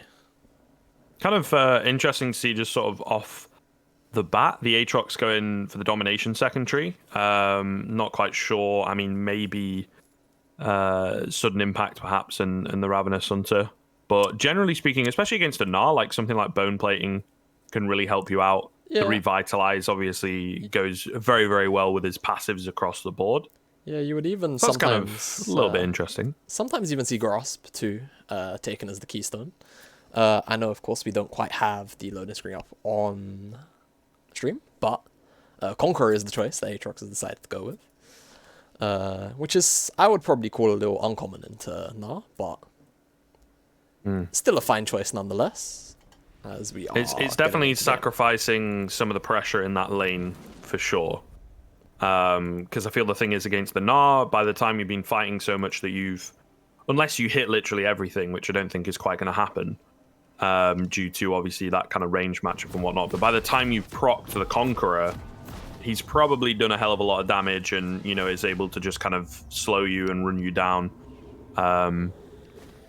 with the boomerang and whatnot. So it's looking more towards the team fights, I think, with this Conqueror keystone. Most definitely, but it'll be interesting to see if we perhaps get some level 1 shenanigans, but Scriv, again, seems we are being disappointed. Yeah, it's cool, man. It's cool. I'm sure I'll be okay. You know what? There's always next week, alright? You know, we can get we can get some level 1 shenanigans next week. But so far, nothing too out of the ordinary, just almost the perfect line of scrimmage on either side. As we see Kenru and Kelm holding hands in the top pixel brush.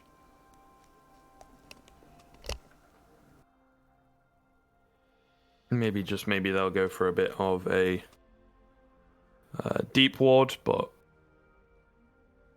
unsure. We've seen a lot of wards, especially towards kind of the red side of things, going on to Raptors, but we'll see. Kenrito's still around. Yeah, it looks like he's looking for a late ward, perhaps, but actually just opts to walk back to lane. But yeah, Raptor ward, very common, as Kenro gives us a little bit of a dance. Indeed. I think he's also kind of going to fake leash a little bit here on blue, perhaps. No. Just to kind of give the illusion.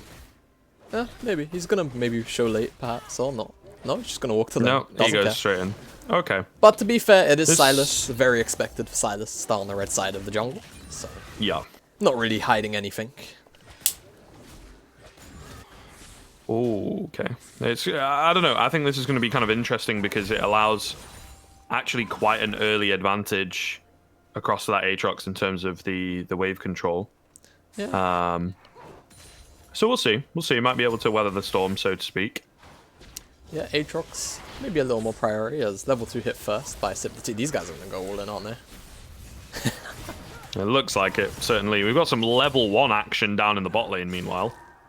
Yeah, a lot of... Trade just about going the way of Bulldog there. A lot of baby slaps happening at the moment. But no true punch being thrown by either side.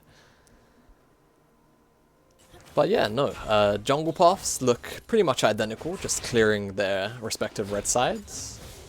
Nothing too out of the ordinary. Kel might find himself a gold. Oh, ooh, flash coming forwards. Cat going to flash away. He's going to tank the hook. Unfortunately getting taken down. Meanwhile, in the mid lane, Sip the Tea Hun, BB Muffin, he's not able to get away, even despite the flashbang. So, the flash rather, sorry. But either way, hey, I don't know, a bit of a, being rooted by crazy Nunu. one. Rooted by Nunu, Yeah. similar to a flashbang. All right. And this is super greedy with the TP as well. He will manage to get away. Still looking to move forwards, as they are right now, both kind of low on mana. He's just trying to buy time for his jungler. If you look on the minimap right now, he's just stealing away the blue. Does actually force the Nunu to base, so was definitely a little bit on the greedier end, but does secure blue buff for his jungler. Whilst being in the mid lane, just good guy mid laner, good guy BB there. But you see, good little trade coming out from the Aatrox there. As, oh, that's a dead snake. Indeed, we're seeing a lot of action at the moment, honestly, across the board, and we're only a few minutes in, where previous game was a little bit slower going. Yeah, I mean, this might be the most action we've had in the first 5 minutes of a game today, so hopefully the trend continues to get more action coming in, as jump going to be interrupted by Kenruro, and also hits the second sweet spot on the Darkened Blade. But yeah, Definitely be nice. a lot of priority came out from that bot lane early, and Munch finds the roam along with I Love You, Aether, on the Kai'Sa. And they secure themselves the kill on the Cassio, and that's a really big deal too, because Cassio just hit level 4. BB Muffin's already level 5. He had to miss a really big wave, because he died there and got caught out. So this mid lane advantage, despite actually BB Muffin dying to the gank at level 3, he's an entire level up. He's going to be able to control the wave how he wants. He's just going to have complete control over this mid lane now for a long time. Because he was able to kind of just instantly TP back, ultimately it doesn't make too much of a difference, and because they get him a kill back as well, like you say, the advantage actually swings back in favour of that Syndra.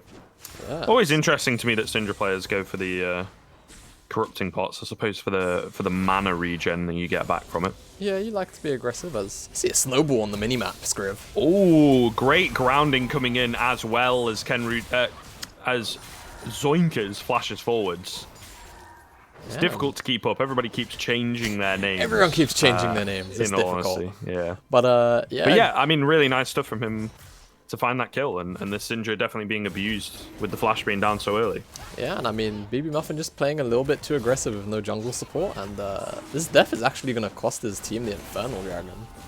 It's a pretty big deal. You never like to give Nunu early dragons, and especially now if this dragon that comes up next happens to be a mountain roll, which luckily for Viperio it's not, it's only a cloud dragon.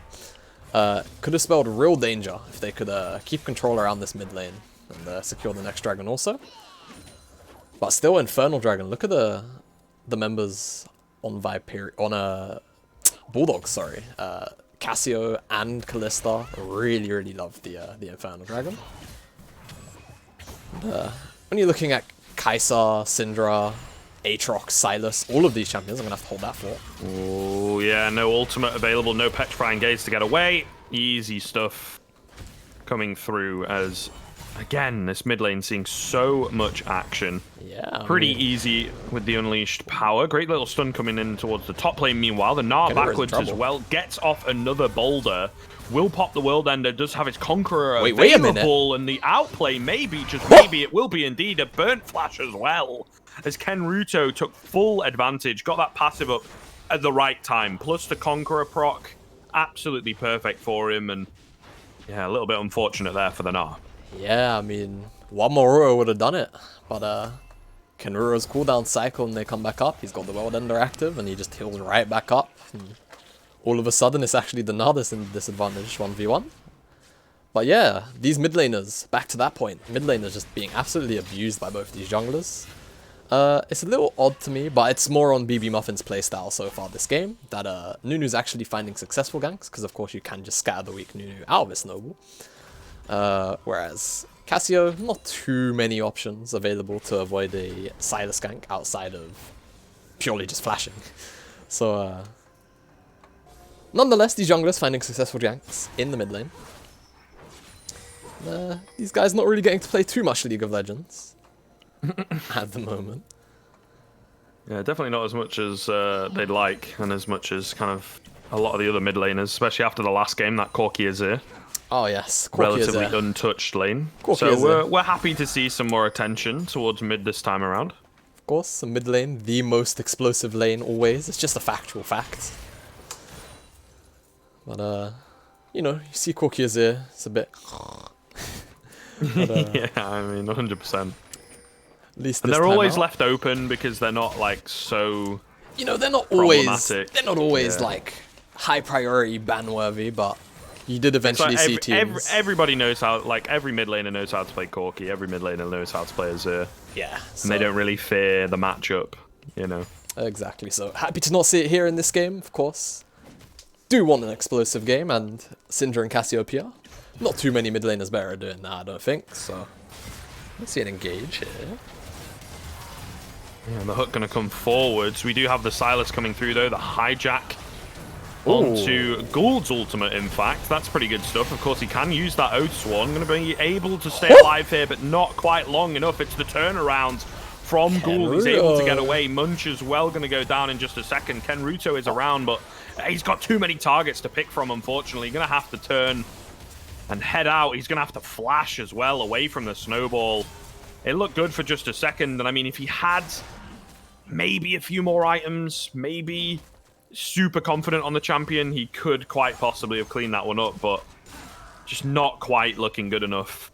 Yeah. That is a huge turnaround, in fact, from Bulldog. That was a pretty big turnaround. I mean, that looked so good for Viperio going in there. Just had the first rotation in from the jungler, but I mean, Bulldog's bot lane, man, they just played that so well to stick out long enough for go commit jungle to show up on the Nunu, get the counter gank in, and the CC layering was perfect. Got the Kalista ultimate knock up into the Nunu ult, and burst damage was just too much for anyone to really survive. And even with the Kenriro TP, can't really save them after that. Yeah, it's a bit of a tough one for sure. And Cat here going to catch out Chelm. The snowball coming in, stun lands. That's surely got to be it for the Silas here, unless he does steal away the quickening, and of course that gives him a great deal of movement speed. Kind of wanted to go back in as well, but yeah, he was not looking quite for it because Munch is here. Okay, yeah, Munch is here with the depth charge. The flash forward, the miss on the scat of the week, though. That would have been the kill, but not quite. Cat is able to get away by the skin of his teeth, and down goes Munch. So again, a good turnaround coming in from Bulldog, and they might just be able to do it again as Gould is moving forwards here. So many stacks on the Ren. The snowball gets cancelled by the scat of the week. Oh my goodness, in and out. We'll see. It looks like some more kills going to be going the way of both teams. So very difficult to call here. Gould trying to stay alive, but not going to happen. He gets taken down by the Kaiser. A messy fight, and I don't know who won that one. I think Scriv, do you know who won that one? Do you know? The viewers won that one. I feel Scriv. like, yeah, that's true. That's true. I think the viewers won that one. I think it was a 3-2 in favor of Viperio. So technically speaking, or was it? Did someone else die? You know what, Scriv? People died. No one picked up an objective. We love to see it. Yeah, that was just a messy fight. It started off with Kelm looking like he was going to get caught out, but just a good quick rotation from Viperio, and they was able to just capitalize on it. They did end up trading, I believe, equal kills. So nothing really gained from either side, but I would say Zoinkas on the Cassio probably took the better end of the trade. I mean, at the moment has a 300 bounty. So Archangel Staff already completed before the 12-minute mark, with a few more component items in his inventory. So certainly okay with that fight, I'd say. Yeah, after a somewhat shaky start as well, looking really strong now. Kenruto does manage to dodge out the snowball, and it is looking like a pretty good 2v2. A huge Gnar coming in, but it's not going to be enough. Maybe we'll see. I mean, they trade one back. Down goes Synapse Sprinter. However, the Cassiopeia is here, not getting away from that one, or is he? Maybe if you can get the Kingslayer. Oh my goodness! Wow, that was a lot of return damage. Though. And now Syndra is here. Oh, misses the scout of the week. Hold on a second. All right, no, it's fine. All right, it's fine. As well. All right, unleash power. All right, we're good. We're good. Two very, very close ones, but it's fine. It's fine. What's going on? Syndra had the R button available to her. No need to worry. We've got it. Doesn't need to hit her skill shots, and yeah, I mean, again, good rotation from the Viperio guys. Manages to turn the 2v1 into a 2v2, and then even though the Cassiopeia was first of the rotation on the Syndra, on BB Muffin, BB still managed to come down, pick up the kill, just by simply pressing the R key. Again, do you know who won that one, Scream? it was the guys at home. So yeah, for sure. I'm really not sure whether we're watching a League of Legends game or like a carnival. It just seems everybody is like clowning around right now. Oh. Hey, that's a new. I like this one, carnival. All right, we've gone up from circus. As BB Muffin looks like he's in trouble right here. Yeah, this is a 4v1. He's not getting away with this, and no unleashed power available. Some good damage, I suppose, so looking relatively strong onto Zoinkers, but just was really not ready for everybody to come out of the fog of war there. Yeah, I mean, this has just been one scrappy game. We're approaching almost 1 kill per minute on each team right now. No objectives to even be had off these kills. So yeah, the Infernal Dragon. And the Infernal Dragon was the one, and I mean, that came off the back of a early gank, so other than that, these skirmishes not really amounting to much other than kills being traded, but sticking to a slightly more serious note, you'd probably expect that to more than likely actually favor Viperio here. Definitely more comfortable in the scaling. Of course, Kaiser is such a monster. Syndra is always going to remain a threat. Yeah. And of course, Aatrox will eventually outscale Gnar on a side lane. Or at least I think he does. So yeah, I think at the moment, because he's got that Black Cleaver picked up, he's looking a lot more confident. Yeah.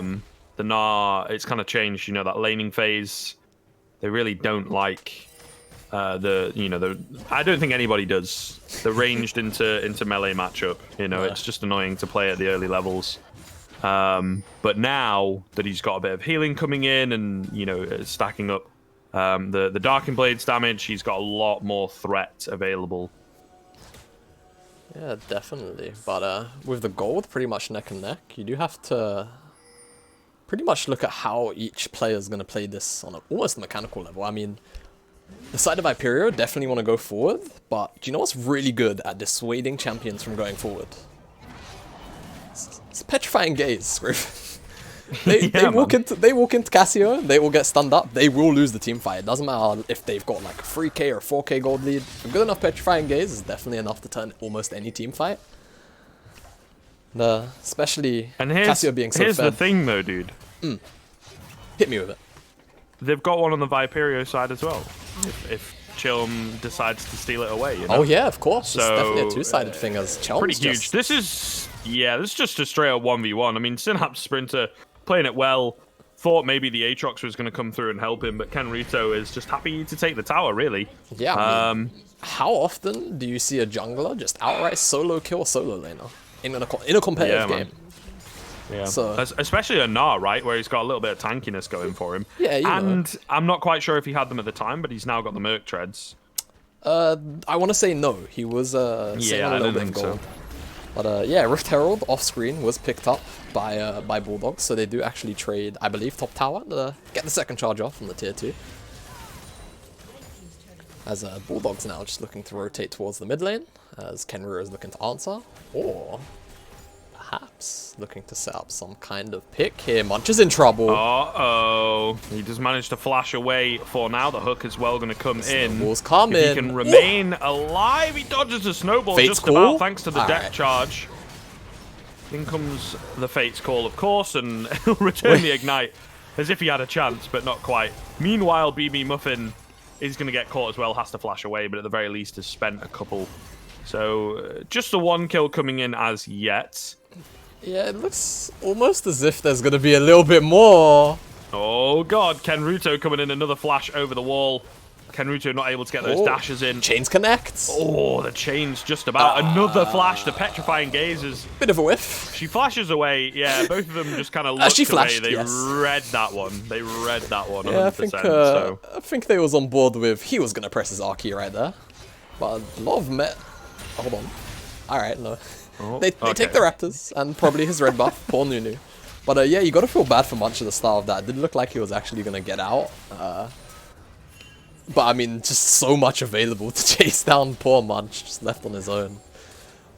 No one really there to save him, and he's gonna drop eventually.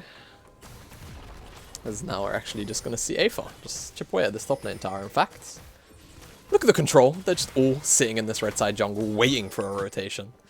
So he is just gonna pick up that gold for himself as he's out of position. Is going to end up going down. I mean, dodges an awful lot, but he had to dodge 3 players worth of CC.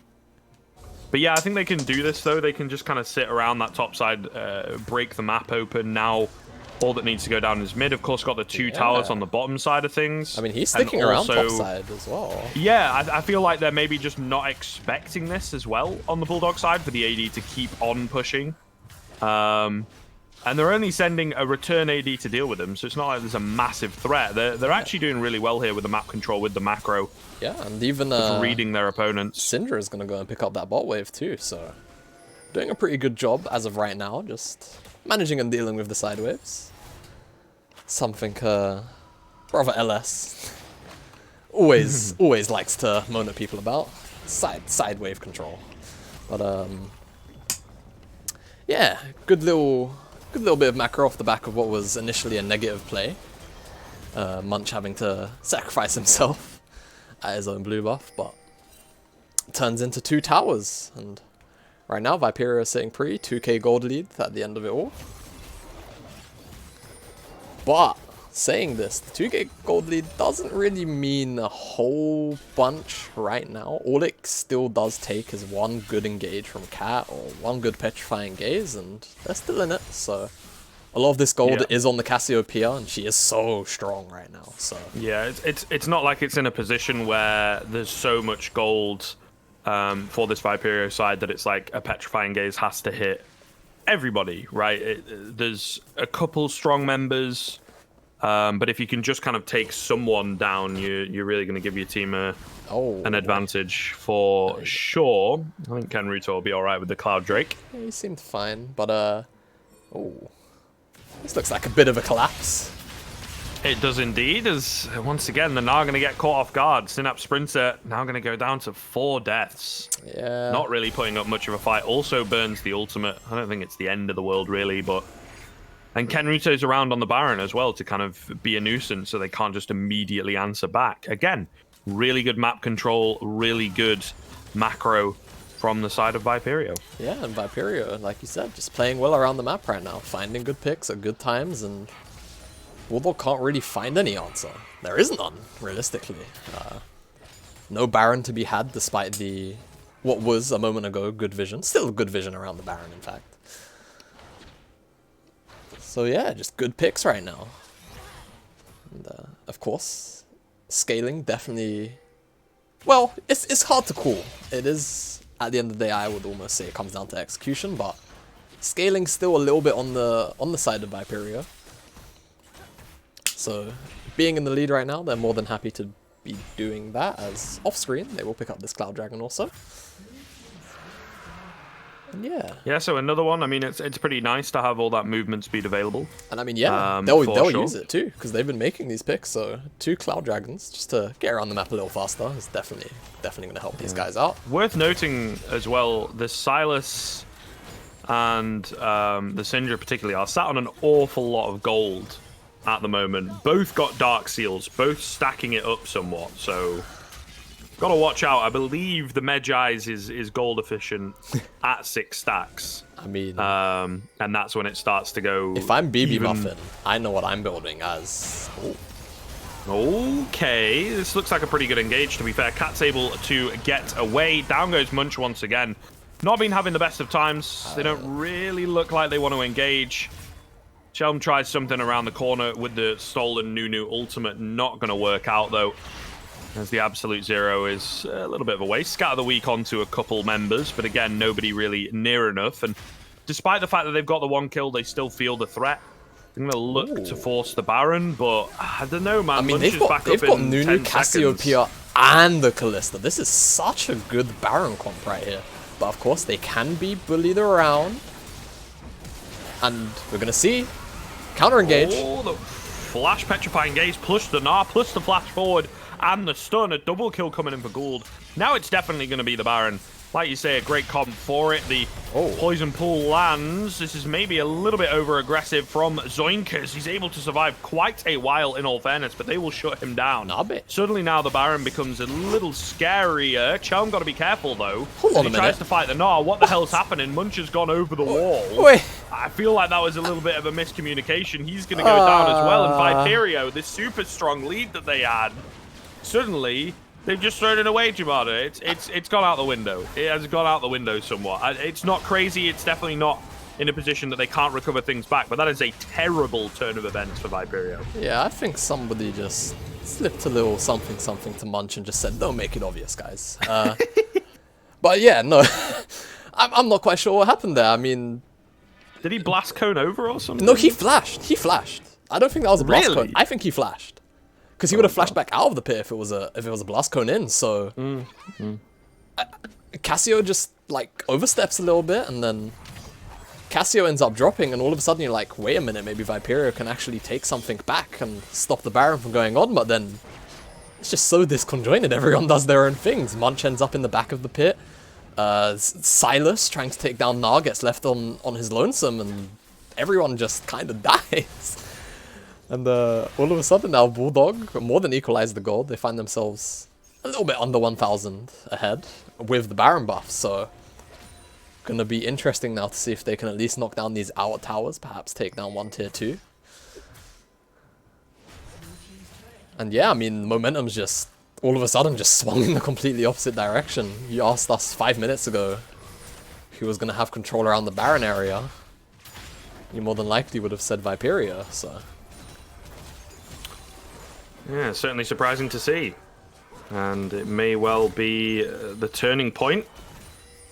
But we'll see.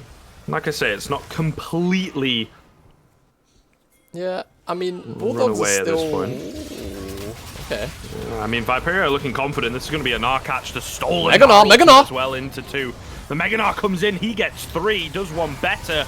Able to get away, but not quite able to survive. Meanwhile, in towards the backline, Gould is doing so much damage. Zoinkis, though, is trying to 1v3 out here. Not going to happen as he gets taken down. They will manage to trade it back. However, Gould coming in with a double. It's a 2-for-2 overall. Down goes the Kalista, though, as that Syndra is really starting to come online. Nunu follows pretty quickly, and Cat gets away by the skin of his teeth. Feels like that's a theme. Cat just getting away on the back end of almost any fight. But, yeah, I mean, I was just about to point out the fact that notice how Bulldogs weren't actually walking up to contest the wave, even though they have the Baron buff. That shows to me that at least they know, and I mean this fight just demonstrated, that despite having the Baron buff, realistically they can't still contest 5v5, or even in some kind of small skirmish, and I mean this fight just pretty much shows it right there. Complete win out on the skirmish, almost a complete ace. Cat just limping away from the fight in all reality. And Viperio, despite losing out on the Baron, get themselves 2 towers in the mid lane and 4 kills. So this Cassio, despite being incredibly strong, not really being able to do a lot when she's being run down by 3 members of the enemy team with no kill. 2 very, very broken team fights. You know, one around Baron that heavily goes the way of Bulldog, and then one around the Dragon Pit in towards the blue buff that heavily goes the way of Viperio. I think both teams just need to kind of clean it up somewhat, you know. They have the comps, they have the members that are strong, but just not fighting cleanly. Yeah, it's a pretty aggressive TP, actually. Yeah, Syndra going to move towards look at the backline. In from behind, gets the triple knock-up. Munch is in no man's land. Gnar is out. The Gnar on towards the Syndra, which is actually huge. Munch going to go down. Syndra, again, locked up. Time and time again, down goes the Aatrox as well to Gould, who seems to be able to just look after himself, honestly. Yeah. And it'll be a 3-for-0 going the way of Bulldog. So, you know, this Baron play still paying dividends because it brought them a hell of a lot closer to their opponents. If they'd have lost Baron, would have been terrible for them. But as it is, you know, losing a team fight here or there now does not have as detrimental an effect as it did previously. Yeah, and I mean, it doesn't look like too much is going to be lost off the back of the fight. It was only, of course, an Ocean Dragon. The rolls after the Infernal haven't been too exciting, but hey, I'm glad this is the last game of the day. Look at the kill score, Scriv. Got 27 minutes in, 40 kills. This is an exciting game to watch. So, yeah, I mean, there was so much going on in this fight. Just ends up like all the other team fights in reality, just being completely split and just everybody having their own little 1v1s and 2v2s in their Thunderdomes. Yeah, for sure. It is an exciting one. And still very difficult to call. I mean, only about 1.5k gold in it, really. Yeah, and it's which at the end of the day is a tower. Yeah, it is, and it's actually strange that Bulldogs... Oh, hello. That's a bit weird. They kind of walk past each other. The Petrifying Gate's being stolen. Chain CC right here. In comes the Kaiser to join. But a great timing from the Cat on the quickening. Is it going to be enough, though? It does not look like it. Gould, meanwhile, moving in. But we got the TP of Kenruto, I think. it's a little difficult. There's a lot of names coming in. The GA going to be popped, but the kill coming through. The shutdown onto Gould. I mean, I was about to Unfortunate say that the TP was these available for the Aatrox. these previous 2 fights, excluding the one that just happened, been back and forth either way, and now we've just got another opposite fight. Viperio, after Bulldogs take the last fight, take this one. And that's pretty impactful. They're going to lose their mid lane inhibitor. Gould even expends his GA, so he's not going to have that available for the next 5 minutes, or the next Baron, which is spawning in 20 seconds. And yeah, I think this Baron probably falls because Gould as well with the the shutdown has a slightly longer death timer. Perhaps not Scrim. Okay. Viperio actually going to take a reset, so there is Play it safe. potentially a window at least for Bulldogs to get in and try and lay down some vision. At least vision that can buy them time that can be swept away. As Viperio either didn't have wards or just opted to reset then and there. So not a lot of vision from them at the moment, but they are looking to get out on the map at the same time and secure the vision for themselves. Because Bulldogs, despite being behind at the moment, I mean, it's actually, no, it's hard to even say they're behind us. Ooh.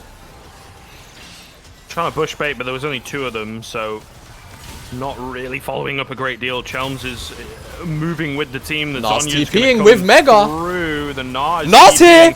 Perfectly timed. He's getting stunned up, trying to stop him, but a huge Gnar against the wall comes in. The entire team almost. Ken Ruto trying to do what he can, but great kite from Gould, as he will absolutely tear through them. It's a double kill from Zoinkers, but honestly, it's Gould, the ability to stay alive against that Aatrox in his face.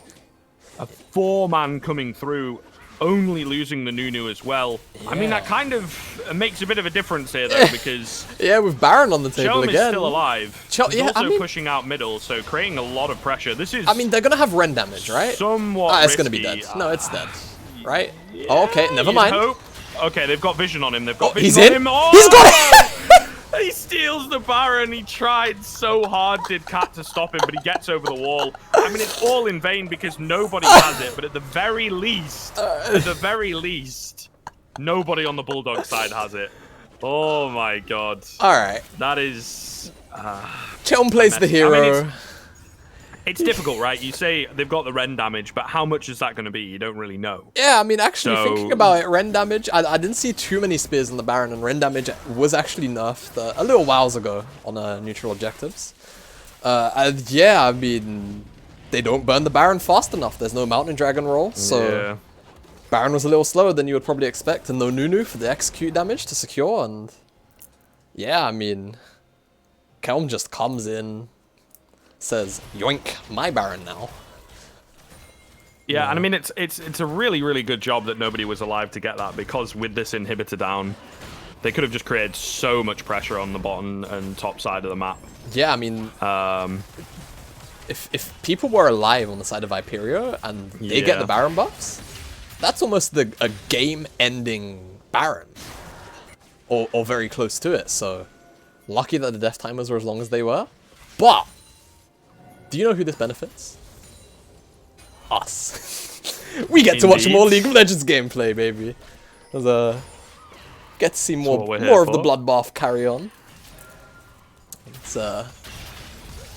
Viperio is setting up around this bottom side here as a 5-man unit. No 4-1 to be had today. As a mid lane inhibitor being pressured in. Not too sure how many super waves are left, but I would imagine it's not too many now. But still going to be enough time for these guys to pressure in this bot side tower. Again, without that Baron buff, not quite as easy. And I mean, the super waves get mowed down by this Kalista, honestly. She has relatively, I wouldn't say like great wave clear, but just the it's sort good of if she can just sit there and auto it. Yeah. But yeah, I mean, in fact, we've not really given much credit to Kelm this game. He's actually maintained almost a 2-level lead on Go Commit Jungle on this Nunu for a majority of the game, actually. So not only has he just now potentially up to 3 levels. Yeah, I mean 3 levels currently. So I mean, not just stealing that Baron, but he's had a pretty consistent performance throughout this game in terms of being up on this enemy jungler, and of course then stealing away the Baron at, well, it's probably the most pivotal time for him to do it. Indeed. pretty well done by the Oh Kai'Sa. my. That's a fast Nunu. Look how fast that Nunu is, man. The Petrifying Gaze comes through. They're going to lock up this Cassiopeia on the backside of things. He tries to get away, but he's just going to go straight into the Kai'Sa, straight into the Death Scatter of the Week, onto Gould as well. Oh. Going to push him back, procking the GA as Cat falls. It's looking very, very good here for Viperio. That's the game, folks. Gnar is still alive, but there's no way. He does get one. I mean, maybe if he can survive here, Revenge for the ultimately Baron. They just have to kind of run him down. A triple comes in from BB Muffin, and yeah, I feel like that's got to be it with the Death Timers, although maybe not. No, maybe not. I would expect that to be it with the Death Timers. There is half a minion wave here, so if they decide to tank it up, Yeah, okay. we'll more than They go likely for the be in the bot game. wave. But you know, I don't think Go Commit Jungle was expecting to go that fast on Nunu. Yeah, he went with that snowball. He was so fast, but they saw him coming a mile away, and then he just carried on going and did not stop. Yeah, And then he was like so far away from his team. yeah, just kind of leaves Cassio on an island, and no, game's over.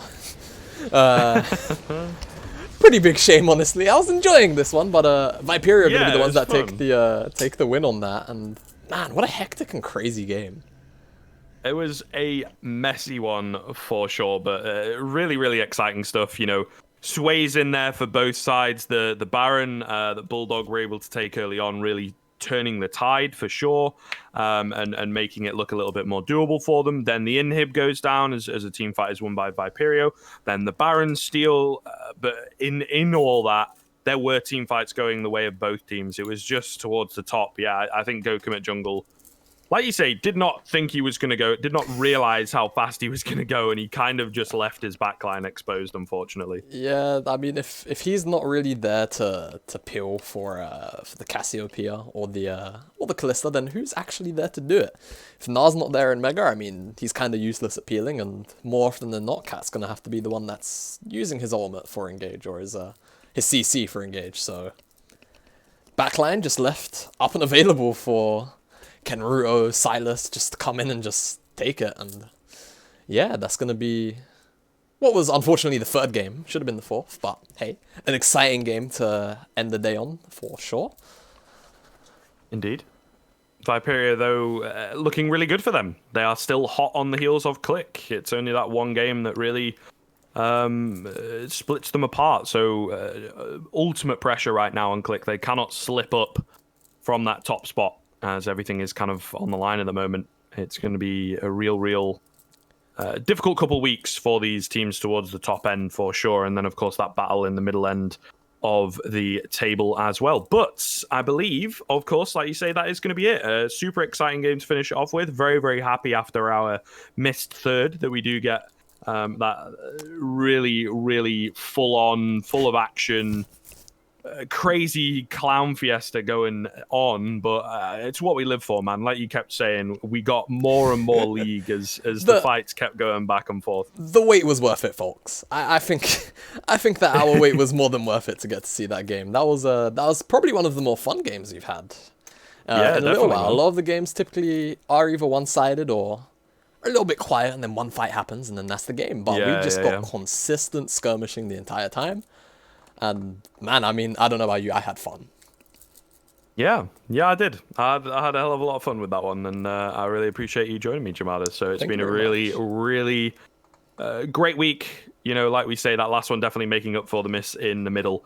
Do be sure, though, folks, I'm not entirely sure. We normally have the kind of Sunday roundup show that the governor hosts. I am not sure whether that's happening this week. But do be sure, of course, UKEL 2019 on Twitter. You can keep up with everything. Same place, same time, of course, on Monday next week, 6 o'clock BST. Do be sure to be there, as I feel like these next few weeks are going to be really exciting as the teams start to, you know, come towards the end and the pressure is on, and they could crumble or they could continue to dominate. We'll have to see, but we will see. 6 o'clock next week, folks. See you then. See you then, guys.